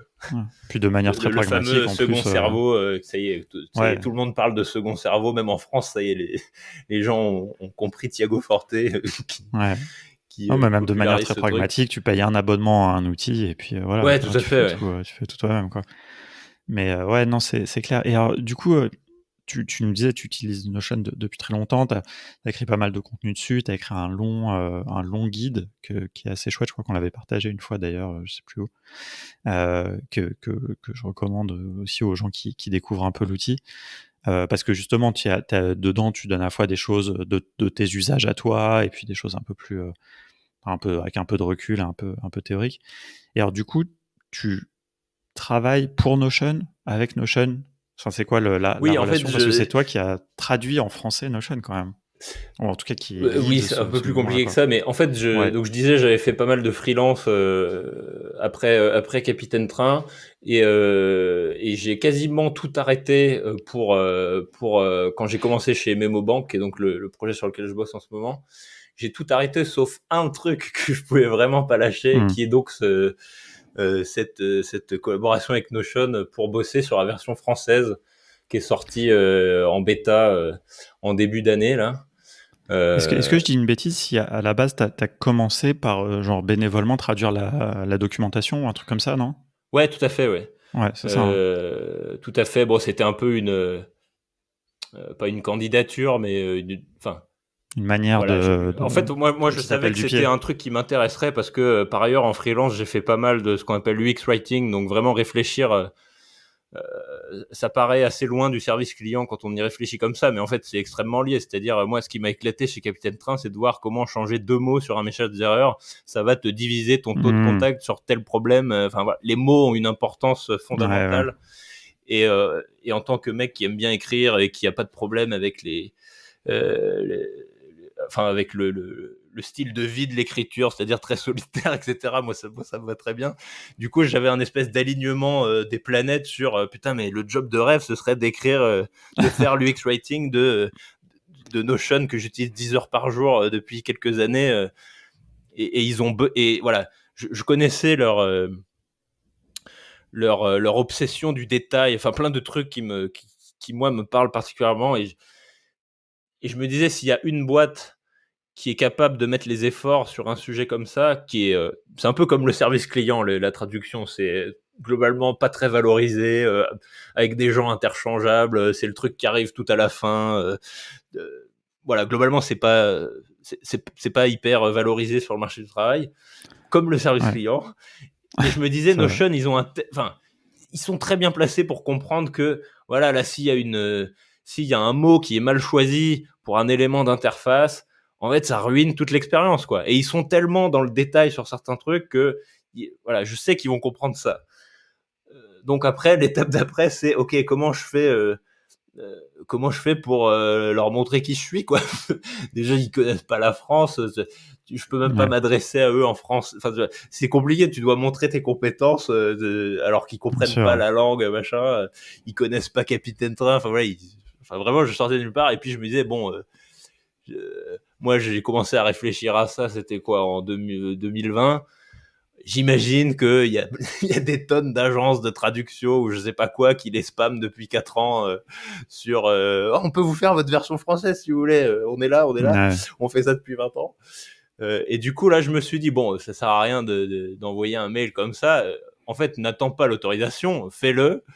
Et puis, et donc voilà, j'ai commencé. Moi, en plus, j'adore les sites d'aide. C'est un des trucs. C'est assez central dans l'organisation d'un service client pour donner de l'autonomie aux clients et puis bien documenter tout ça. Et du coup, je me suis dit, bon, bah, vas-y, le site d'aide, il est pas encore en français, vas-y, lance-toi là-dedans. Et puis, moi, ça m'amuse bien, quoi. À ce moment-là, j'étais freelance, j'avais un peu de temps, donc j'ai commencé à faire ça. Et j'ai dû faire à peu près, même pas un tiers du contenu. Il est extrêmement dense. Au passage, ça m'a permis de comprendre t'as découvert des choses de découvrir des trucs que je pensais tout connaître de Notion, mais non, c'était encore plus puissant que ce que j'imaginais. Et j'ai découvert un site d'aide extrêmement bien écrit. Enfin, c'est vraiment un des meilleurs que j'avais jamais vu. Pourtant, j'avais bien étudié le sujet. Donc bref, ça m'a encore rapproché de la culture de cette boîte que je trouve incroyable. Et du coup, j'ai commencé à faire ça. J'en ai fait à peu près un tiers. Ça m'a pris genre 70 ou 80 heures, je sais plus. Et là, je me suis dit, bon, là, je vais pas aller jusqu'au bout. Je vais leur partager ça. Et puis voilà, on verra ce qui se passe. Et là, ils m'ont dit, ah, trop cool, mais bah, un peu comme j'imaginais. Hein, à ce moment-là, le projet d'internationalisation, notamment en français, était pas spécialement prioritaire pour eux. Mais bon, je me suis dit, voilà, peut-être que quand ils voudront le faire, j'espère qu'ils penseront à moi. Et donc, c'est ce qui s'est passé, je sais plus, 6 ou 8 mois plus tard, un truc comme ça. D'ailleurs, pile au moment où j'ai commencé MemoBank, donc j'avais un peu un dilemme. Et finalement, ça me fait des journées très très chargées, mais des nuits un peu courtes. Mais du coup, ça pouvait rentrer en freelance, d'autant qu'au début, voilà, c'était pas un poste à temps plein, c'était plus voilà, quelques dizaines d'heures par semaine, par mois. Donc voilà, j'arrive à mener ça de front avec MemoBank qui reste voilà, mon projet principal. Mais du coup, après, j'attends 2 ans pour répondre à tes invitations de podcast parce que j'ai plus le temps, quoi. Ah, bah comme ça fait plein de choses à raconter. Mais donc, du coup, c'est toi qui as traduit toute l'interface qui est maintenant disponible en français. Oui. Et alors, du coup, dis-nous un petit peu, parce que tu m'as un petit peu teasé, un petit peu en off avant qu'on commence, mais un peu, c'est quoi les challenges? Parce que c'est vrai que je me suis jamais... Enfin, tu vois, j'ai déjà participé à l'internationalisation de logiciels, des choses comme ça, mais sur des traductions extrêmement bateau et mécaniques, tu vois, quasiment. Enfin, d'ailleurs, il y a beaucoup de traductions automatiques dans les logiciels et tout. Ouais. Mais là, toi, et c'est là où tu parles du UX writing, c'est-à-dire que tu te poses la question. Il y a des choses extrêmement fines, quoi, dans Notion, je sais pas, les noms des blocs, par exemple, des choses comme ça. Est-ce que tu as quelques exemples comme ça de trucs qui t'ont un peu posé problème? Et c'est quoi un peu ta réflexion autour de tout ça? Ouais, en fait, ça, c'est un truc que tous les traducteurs te diront. Et tu vois, souvent, les gens... moi, je connais un peu les jeux vidéo, tu vois. Des fois, tu as des traductions complètement horribles. Bah ouais. Et après, dès que tu comprends un peu les conditions de travail des mecs, tu dis, oui, bah en fait, c'est pas de leur faute, quoi. Juste, les mecs, ils reçoivent des Excel horribles avec juste du texte sans aucun contexte. Bah ouais, donc ils finissent par dire des trucs soit à côté de la plaque, soit ils font un truc le plus générique possible pour que, en espérant qu'un mec de QA, donc d'assurance qualité, rattrape le truc après. Et en fait, donc c'est ça le problème numéro 1 qui se retrouve dans la traduction, qui même chez Notion, c'est pas non plus le truc qui a le plus de ressources. Donc ce qui est le plus gros problème, c'est de pas avoir de contexte Hmm. et de recevoir Mais juste du texte original sans savoir ce que c'est, quoi. ça, je Donc, sais pas si tu l'as remarqué, c'est une petite aparté, mais tu vois, je trouve que dans les séries, par exemple sur Netflix, ça commence à beaucoup se voir, tu vois, ce truc-là, c'est-à-dire que moi, mon hypothèse, et j'imagine que, enfin voilà, pour économiser et tout, en fait, ils traduisent des transcripts directement, peut-être par une personne, hein, c'est pas forcément automatique, mais où du coup ils ont pas de contexte, tu vois que la personne, par exemple, c'est flagrant parce que quand c'est traduit de l'anglais, tu vois que les tu et les vous sont pas adaptés, par exemple, à la situation que tu ouais. vois dans la série, quoi, ou des blagues qui sont mal traduites ou des choses qui sont traduites littéralement, des trucs comme ça. Et je trouve qu'il y a une grosse déperdition au niveau des traductions de manière générale, en tout cas dans les séries, tu vois. Enfin, je sais pas, j'observe ça depuis quelques temps. Et parce que bon, c'est toujours pareil, hein, je pense que c'est les coûts et tout, mais Ouais, voilà, et c'est enfin, toujours, à la fin, c'est toujours un curseur entre, t'as un volume extrême, enfin très très important, quoi. Et bah oui, dans l'idéal, moi, en fait, c'est ce que j'ai fait au début. Moi, je voulais pour chaque clé, donc chaque mot hmm, où je devais réfléchir à une version française, bah j'allais moi-même sur l'outil, de comprendre là où c'était. Donc avec les outils qu'on utilise, tu peux ajouter du contexte, mettre des screenshots, etc. Mais c'est toujours pareil. En fait, tu as une telle quantité de mots. J'ai plus le chiffre en tête, mais t'as- juste sur le produit lui-même, c'est-à-dire sans même parler du contenu marketing, du site, ouais, etc. Juste sur juste le les éléments produit, d'interface. c'est quelques centaines de milliers de mots. Donc c'est vraiment, Ah ouais, putain. Et c'est j'imagine que tu en as certains en plus qui sont peut-être utilisés à différents endroits ouais, avec complètement. justement. Ouais, j'ai déjà eu Donc ça après, ça va parce que dans du dev. les développeurs de Notion sont, je pense, très compétents et globalement, les clés Ouais. sont très bien nommées. Voilà, si tu as une logique, si tu as un Hmm. peu d'expérience en. Moi, j'avais déjà bossé sur ces sujets-là dans mes boîtes d'avant, donc voilà, je sais comment on gère des locales, quoi. Et donc, ça t'aide à comprendre un peu le contexte. Mais voilà, t'as jamais tout le contexte que tu aimerais avoir, malheureusement. Et après, du coup, c'est beaucoup de.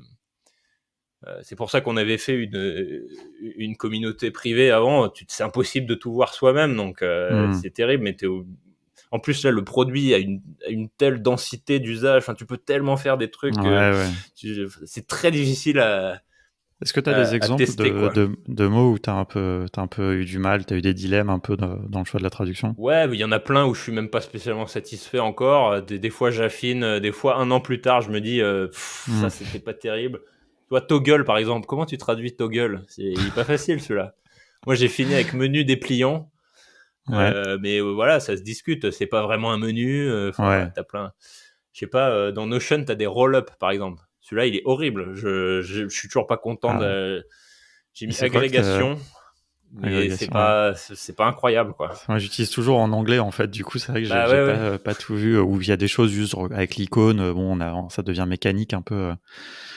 Mais ouais, c'est drôle, ouais. Donc c'est Putain, ouais c'est vrai qu'il y a des. le gros challenge, c'est ça, c'est que tu as beaucoup de volume. Alors pour quand même c'est pas moi qui parte de zéro à chaque fois, enfin je l'ai fait en partie sur le produit, mais du coup Notion, ils ont quand même une ce qu'on appelle un LSP, c'est Language Service Provider, donc vraiment des boîtes qui sont spécialisées pour soit faire des outils, mais surtout bah en fait embaucher des freelances dans toutes les langues et puis en gros Hmm. de te fournir un service de traduction multilingue machin. Donc, ce qui se passe, c'est qu'il y a. Donc, Notion bosse avec des boîtes comme ça qui fournissent un espèce de premier jet Ouais, qui est d'accord. honnêtement. Bon, les autres language lead, ils ont quelques problèmes de qualité. Moi, sur le français, je sais pas si on est tombé sur des bonnes personnes ou quoi, mais globalement, au niveau de la langue, c'est plutôt bon. J'ai pas à me plaindre. Par contre, c'est des gens qui connaissent pas Notion, quoi. Donc, Ouais, et ouais, j'imagine. c'est là où il y a l'intérêt d'avoir. Donc, du coup, Notion a créé des postes que moi j'occupe qui s'appellent language lead. Et t'en as un ou deux par langue. On est deux maintenant pour le français. Et du Ok. coup, notre rôle, c'est d'avoir l'expertise à la fois UX writing et à la fois de bien connaître l'outil, quoi. Ce que n'ont pas forcément les gens qui vont fournir la première, on va dire ça, le premier niveau de texte, quoi. Et donc c'est à ça Ok. qu'on sert à, Ok, c'est c'est vrai. quasiment de la QA en fait dans un sens d'assurance qualité. Donc voilà, c'est ça que je fais, et ça se prête Ok. très bien à du travail Ouais. asynchrone, un peu quand je veux. En plus, du coup, je bosse là-dessus le soir, donc Donc quand il y a besoin de ce synchro avec les US, finalement ça tombe très bien parce que eux ça tombe dans leur journée, donc finalement moi ça me va bien. Bon, ça fait des bonnes semaines, mais ouais, un super projet. Donc là, on a sorti cool. La version française en bêta. On n'a pas tout fini. Le produit, normalement, c'est bon. Modulo toutes les nouveautés qu'il y a quasiment tous les jours sur le produit. Mais sinon, en fait, le plus gros du travail, c'est même pas le produit. C'est pour ceux que ça intéresse, j'avais fait une interview là-dessus avec Camille Blanchot qui gère la communauté, là où j'avais raconté Camille, un peu au moment du lancement. C'était le 15 février, je crois, un truc comme ça. On avait fait un petit événement et s'il y en a que ça intéresse, j'avais raconté un peu les dessous du projet. Trop bien. Mais, écoute, je veux bien, si tu peux m'envoyer le lien, je le mettrai dans les notes. Ouais, je sais. Sinon, peut-être j'irai chercher ça ou je demanderai à Camille. Je pense que ça doit être peut-être sur la chaîne YouTube de Notion en français. Je pense que j'ai dû, en bon contrôle fric que je suis, j'ai dû garder une archive quelque part, à mon avis. Ouais. Écoute, n'hésite pas à me l'envoyer si on peut le partager. Et puis, j'ai complètement laissé filer l'heure. Et du coup, j'étais absorbé par ce que tu disais. Et c'était hyper intéressant. J'ai juste une dernière question sur Notion. Parce que je suis assez curieux, comme tu l'utilises vraiment depuis longtemps, d'avoir un peu ta vision sur où est-ce que va Notion. Peut-être où est-ce que toi t'aimerais qu'ils aillent, je sais pas, tu vois, tu parlais tout à l'heure un petit peu de la vision d'Ivan Zhao. Je sais pas, un peu, tu vois, qu'est-ce que toi t'aimerais voir, tu vois, dans Notion.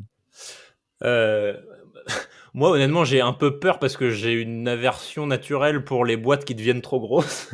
Souvent, ça n'apporte pas du bon, mais pour l'instant, je suis impressionné, j'allais dire agréablement surpris, mais non, je suis impressionné de tout ce qui m'a plu dans Notion au début, c'est-à-dire le souci du détail, il y a rien qui dépasse, il y a pas de problème, quoi. C'est souci maladif du détail, quoi.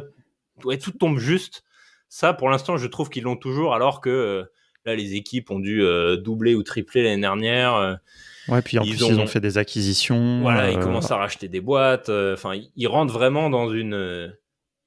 Et ce qui est marrant, c'est que du coup, moi, il n'y a pas beaucoup d'infos sur Ivan Zhao sur Internet, mais du coup, j'ai à peu près tout poncé. Et tu sens que c'est pas un mec qui a envie de faire une très grosse. Enfin, il y a une interview géniale où il sort la citation où ils disent Moby Dick a pas été écrit par des centaines de personnes. À la fin, si tu fais bien le travail, en fait, c'est vraiment des petites équipes, quoi. Ouais. Et donc, il y a un côté contradictoire avec leurs ambitions de croissance qui sont très, très élevées. En gros, moi, ce que j'ai compris de là où ils veulent aller, ça va être un peu vulgaire, mais je pense qu'on peut dire ça comme ça. C'est en gros la suite Office moderne, quoi, de remplacer un peu la suite Office, la suite Office des années 2020, quoi. On va dire ça comme ça. Mais avec le même niveau de, tu vois, d'être là pour longtemps, quoi, et d'être. Aujourd'hui, t'as des gens avec Excel, ils font des apps hyper spécifiques qui répondent exactement à leurs besoins, qui seraient invendables sur l'étagère, mais justement parce que et Notion, c'est exactement ça. Là, t'as une telle flexibilité dans l'outil, avec en plus, une base technologique déjà plus récente et plus orientée sur le design et l'expérience utilisateur que pouvait l'être la suite Office, quoi. Mais sur la flexibilité, c'est à peu près les mêmes ambitions, je pense. Est-ce que tu penses c'est marrant parce qu'en plus j'ai eu cette discussion un petit peu justement dans l'épisode de podcast précédent, enfin qui est pas encore sorti, mais avec Vince de Creacity. Et je lui posais un peu la même question, tu vois. Et est-ce que tu penses par exemple qu'ils vont, là on est vraiment dans la prospective, tu vois, mais moi c'est un peu, tu sais, le no-code game, tu vois, moi j'aime bien un petit peu. Mais est-ce que tu penses qu'ils vont par exemple rajouter un petit peu à la manière d'Airtable, par exemple des automatisations à l'intérieur de Notion? Est-ce qu'ils vont... Parce que moi le doute que j'ai, tu vois, c'est peut-être aussi ma crainte, hein, c'est que justement, ils vont perdre ce minimalisme, tu vois, cette simplicité, ce truc. Alors que l'outil est hyper puissant, hein, tu vois, mais d'apparence, quand t'arrives, c'est une page blanche, quoi. C'est une page blanche, c'est hyper clean, tu vois, enfin, voilà, on sait qu'il y a une histoire avec le Japon. Moi, j'adore le Japon. J'ai un peu ce truc, tu vois, aussi, où ça me fait aussi encore plus aimer Notion, tu vois, mais je sais pas. J'ai un peu une crainte par rapport à ça. Ouais, je pense qu'ils ont ce problème dès le début et pour l'instant ils y arrivent très bien. Mais oui, de fait, quand tu fais slash quelque chose, la liste elle est de plus en plus longue, quoi. Après ça, c'est un des bons trucs qui est arrivé, une espèce de vague qui est arrivée il y a quelques années avant tu sais, l'espèce de retour ce qu'on appelle command line interface, quoi, où Ouais, bien sûr. Ouais. donc moi, j'utilise Alfred depuis 10 ans, 500 fois par jour, donc je connaissais plus longtemps, mais on a commencé à voir ça dans de plus en plus de produits SaaS. Ouais. Le plus ancré là-dedans étant un produit qui s'appelle Superhuman, je sais Ouais, pas si tu pour vois. les emails, ouais. Et du coup, d'une certaine manière, le slash commande de Notion, c'est un peu, ça rapatrie ça un peu là-dedans. Et c'est pas une avancée technologique, mais disons le fait que ce soit devenu populaire dans des produits, ça résout une partie de ce problème. En gros, ça te permet d'avoir beaucoup de données en gardant une interface de base qui est très Minimal, ouais. simple, alors que dans les générations d'avant, bah, sur Excel, je sais pas, ça se traduit par ta barre en haut, il y a 10 000 boutons et c'est Ouais, imbuvable, c'est quoi. clair. C'est un Ouais. truc d'avion. Là, en tapant au clavier, c'est un peu plus digeste.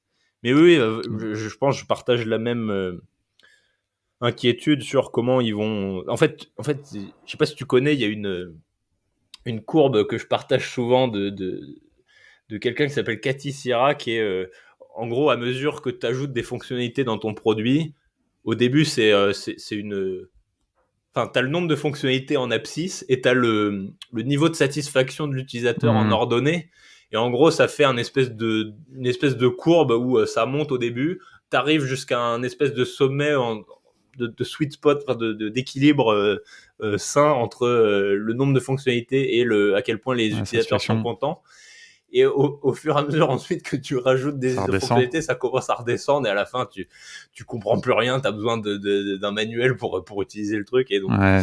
donc je sais pas comment ils vont. En gros voilà, je pense que tous les logiciels ont ce problème qui se mélange avec des sujets de dette technique, etc. Pour l'instant, Aussi, je ouais. trouve Les performances, pour l'instant, je trouve qu'ils gèrent ça remarquablement bien. Après, voilà, je sais pas je suis comment ils assez vont d'accord. faire. Je sais pas comment ils vont faire quand ils seront encore 10 fois plus. Parce qu'ils ont vraiment des ambitions très très élevées. Donc voilà, le l'idée de mettre voilà un outil que tout le monde peut utiliser entre les mains de gens qui sont même sans parler de savoir coder, qui sont juste pas à l'aise avec les outils informatiques, etc. C'est un peu ça l'ambition, quoi. Ouais, ouais, non, c'est clair. Et je pense que rétrospectivement, enfin là, en réalité, on est encore quand même au début de tout ça, même si c'est un outil Ouais. qui existe déjà depuis quelques années et que toi tu utilises depuis un moment. Mais ouais, je serais curieux de voir dans 10 ans si effectivement ils sont devenus le Office, tu vois, un peu de tous les jours et tout, quoi. Je pense Et qu'il y a tu vois, et encore du voir. chemin, ouais, Ouais, et puis, ouais, et puis mais peut-être que ça le sera leur jamais, hein, courbe peut-être ça est sera. plutôt impressionnante pour l'instant, Ouais, quoi. Mais ouais, non, ouais, c'est. il s'attaque à des sujets de croissance de boîte qui, moi, me dépassent un peu, j'avoue. Là, il rentre dans des sphères, tu vois.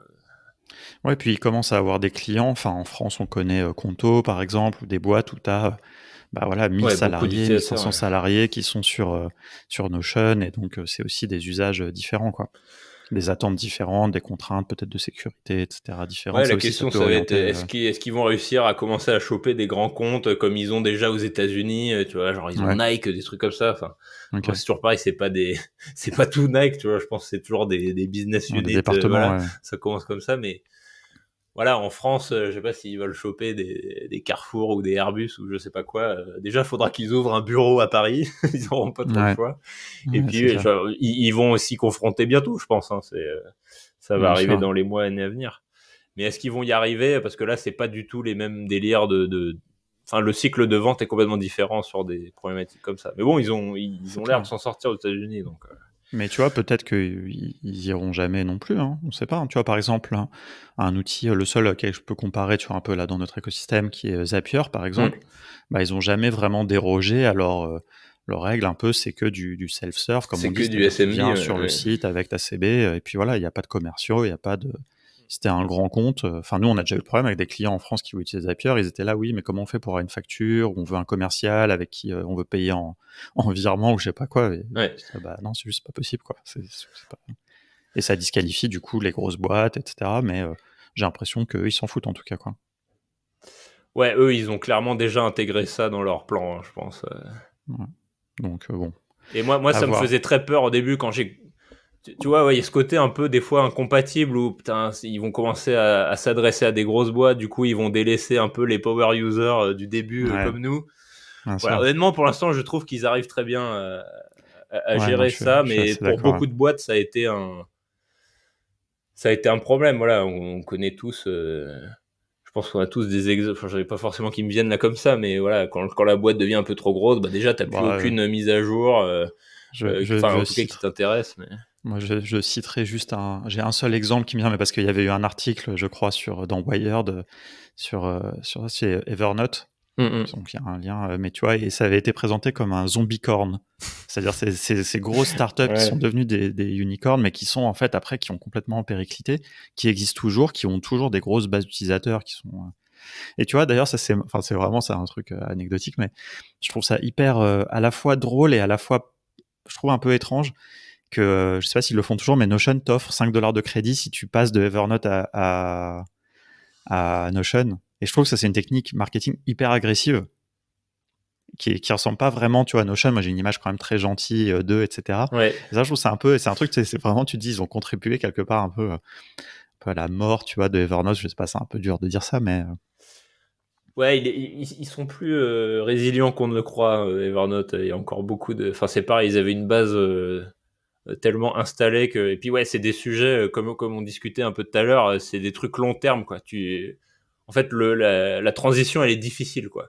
Tu passes pas toutes tes notes, tout ton système de connaissances, enfin, tout ton wiki bien sûr. perso, on va dire, comme ça, du jour au lendemain. Donc, clairement, tout ce qui peut réduire cette friction-là, ils y vont. Après, les US sont beaucoup moins complexés que nous sur ces trucs-là de concurrence un peu frontale, tu sais, Ouais, ça c'est comparatif. clair. C'est vrai que nous, on est un peu plus soft là-dessus en France. C'est vrai. Mais bon, enfin, ouais, mais en tout cas, ouais, c'est pas évident de durer dans le temps on peut être un peu l'outil star à un moment et puis ne plus l'être 5 ans plus tard, quoi. Il y a encore des fonctionnalités. Moi, j'ai complètement arrêté Evernote. Hein, j'ai utilisé aussi un peu, mais je sais qu'il y a encore des fonctionnalités où des gens gardent Evernote juste pour ça. Par exemple, c'est quoi sur la capture de contenu sur mobile ou Ouais, certaines verticales comme ça ou l'OCR, etc. Je sais ouais, le scan de qu'Evernote est encore documents. Ouais, plus performant que Notion sur quelques cas d'usage. Hein.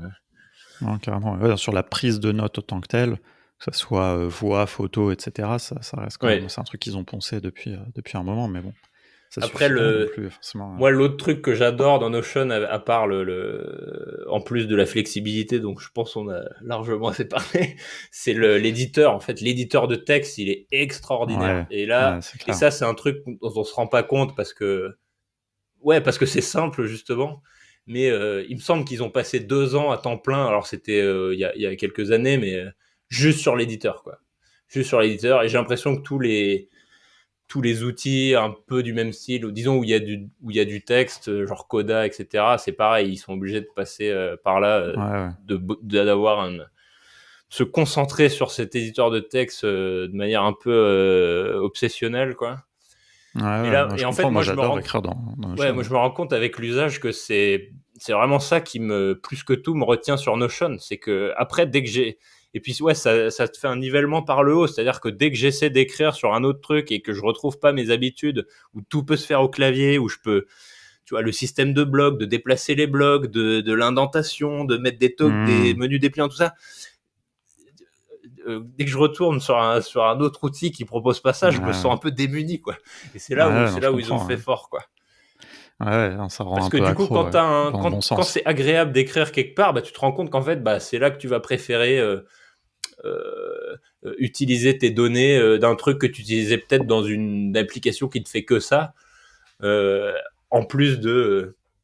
c'est le bon côté du all-in-one, quoi, du tout Ouais, en un, ouais.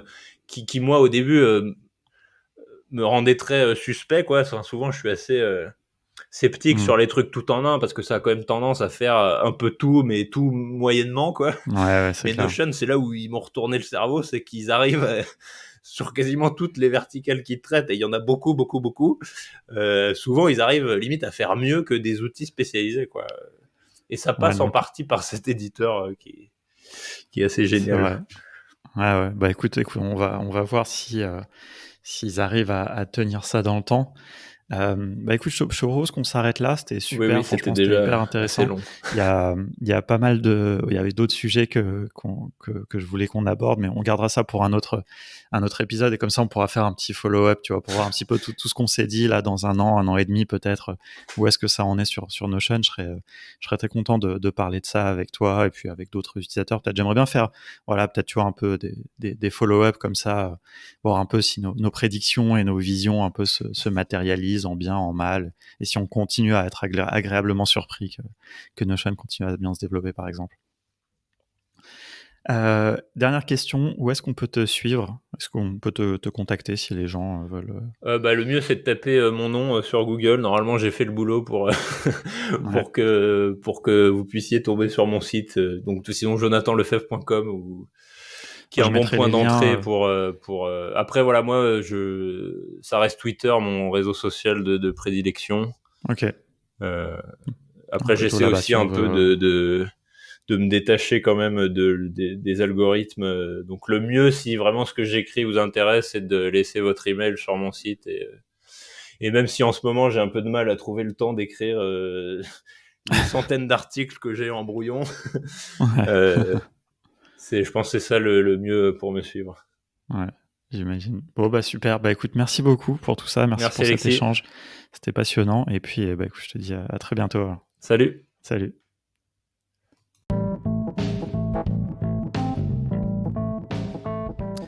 Merci vraiment beaucoup d'avoir écouté jusqu'au bout cet épisode. Voilà, encore un petit épisode assez long où on arrive sur les 1h30. Après, c'est long, tout est relatif, hein. Enfin voilà, comme je le dis de temps en temps, et puis on en parlait un petit peu en off avec Jonathan après l'enregistrement. Moi, j'aime écouter des podcasts longs. Donc voilà, peut-être que vous allez vous y remettre à plusieurs fois. Mais voilà, moi, j'aime pas interrompre une conversation. Parce que c'est une conversation que moi j'apprécie en premier lieu, donc voilà, c'est vrai que j'avoue un peu égoïstement, j'ai pas non plus envie d'interrompre ce moment que je passe avec un invité aussi intéressant que Jonathan. Donc voilà, j'espère que ça vous a plu, que vous êtes arrivé jusqu'au bout. Si vous entendez ce message, c'est que c'est le cas. Et donc je vous en remercie. Vous faites partie des auditeurs et auditrices fidèles qui allaient au bout, qui m'envoyaient mes petits emojis de train, de sushi, de renard. Voilà, pour me dire que vous avez écouté, ça me fait hyper plaisir à chaque fois. Voilà, n'hésitez pas à commenter aussi, hein, voilà, sur le Slack de No Code France, dans le channel Podcast Contournement, vous le faites de temps en temps. On peut continuer la discussion. N'hésitez pas aussi à contacter Jonathan si vous avez des choses à réagir. Je sais que j'ai déjà eu des invités qui m'ont dit que après l'enregistrement, ils avaient reçu pas mal de messages et tout, donc ça me touche aussi indirectement parce que je trouve ça cool, ça veut dire qu'aussi un certain impact. Après, c'est surtout parce que les gens ont dit des trucs intéressants ou qui vous ont fait réagir en tout cas. Mais voilà, donc encore un très bel épisode. La semaine prochaine, c'est avec Senia que je vais enregistrer, qui fait partie de la communauté No Code France, qui est assistante de direction dans un cabinet d'architectes.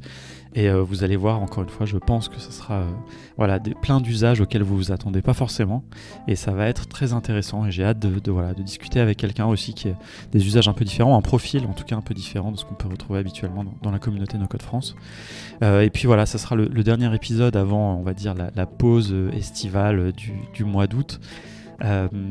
Et puis après, on se retrouvera à la rentrée pour 2-3 épisodes qui seront, je pense, assez cool.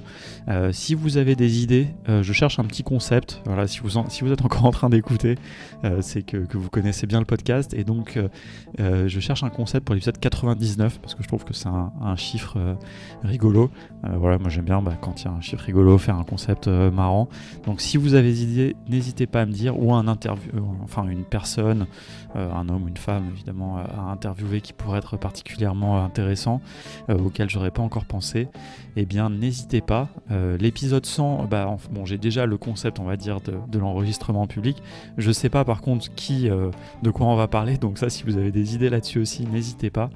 Voilà, je pense que je mettrai de toute façon un petit message sur le Slack, dans le channel Podcast Contournement pour récolter un peu vos idées. Mais voilà, si vous avez écouté en tout cas jusqu'ici, eh bien n'hésitez pas à me donner un petit peu vos feedbacks là-dessus. Et puis, écoutez, merci beaucoup. No Codez Bien, abonnez-vous. Je ne crois même pas avoir besoin de vous le dire. Si vous êtes encore en train d'écouter, c'est que franchement, il y a de très grandes chances que vous soyez abonné. Ou alors que vous découvriez ce podcast grâce à Jonathan. Et pour ça, je l'en remercie. Et je vous dis à très bientôt.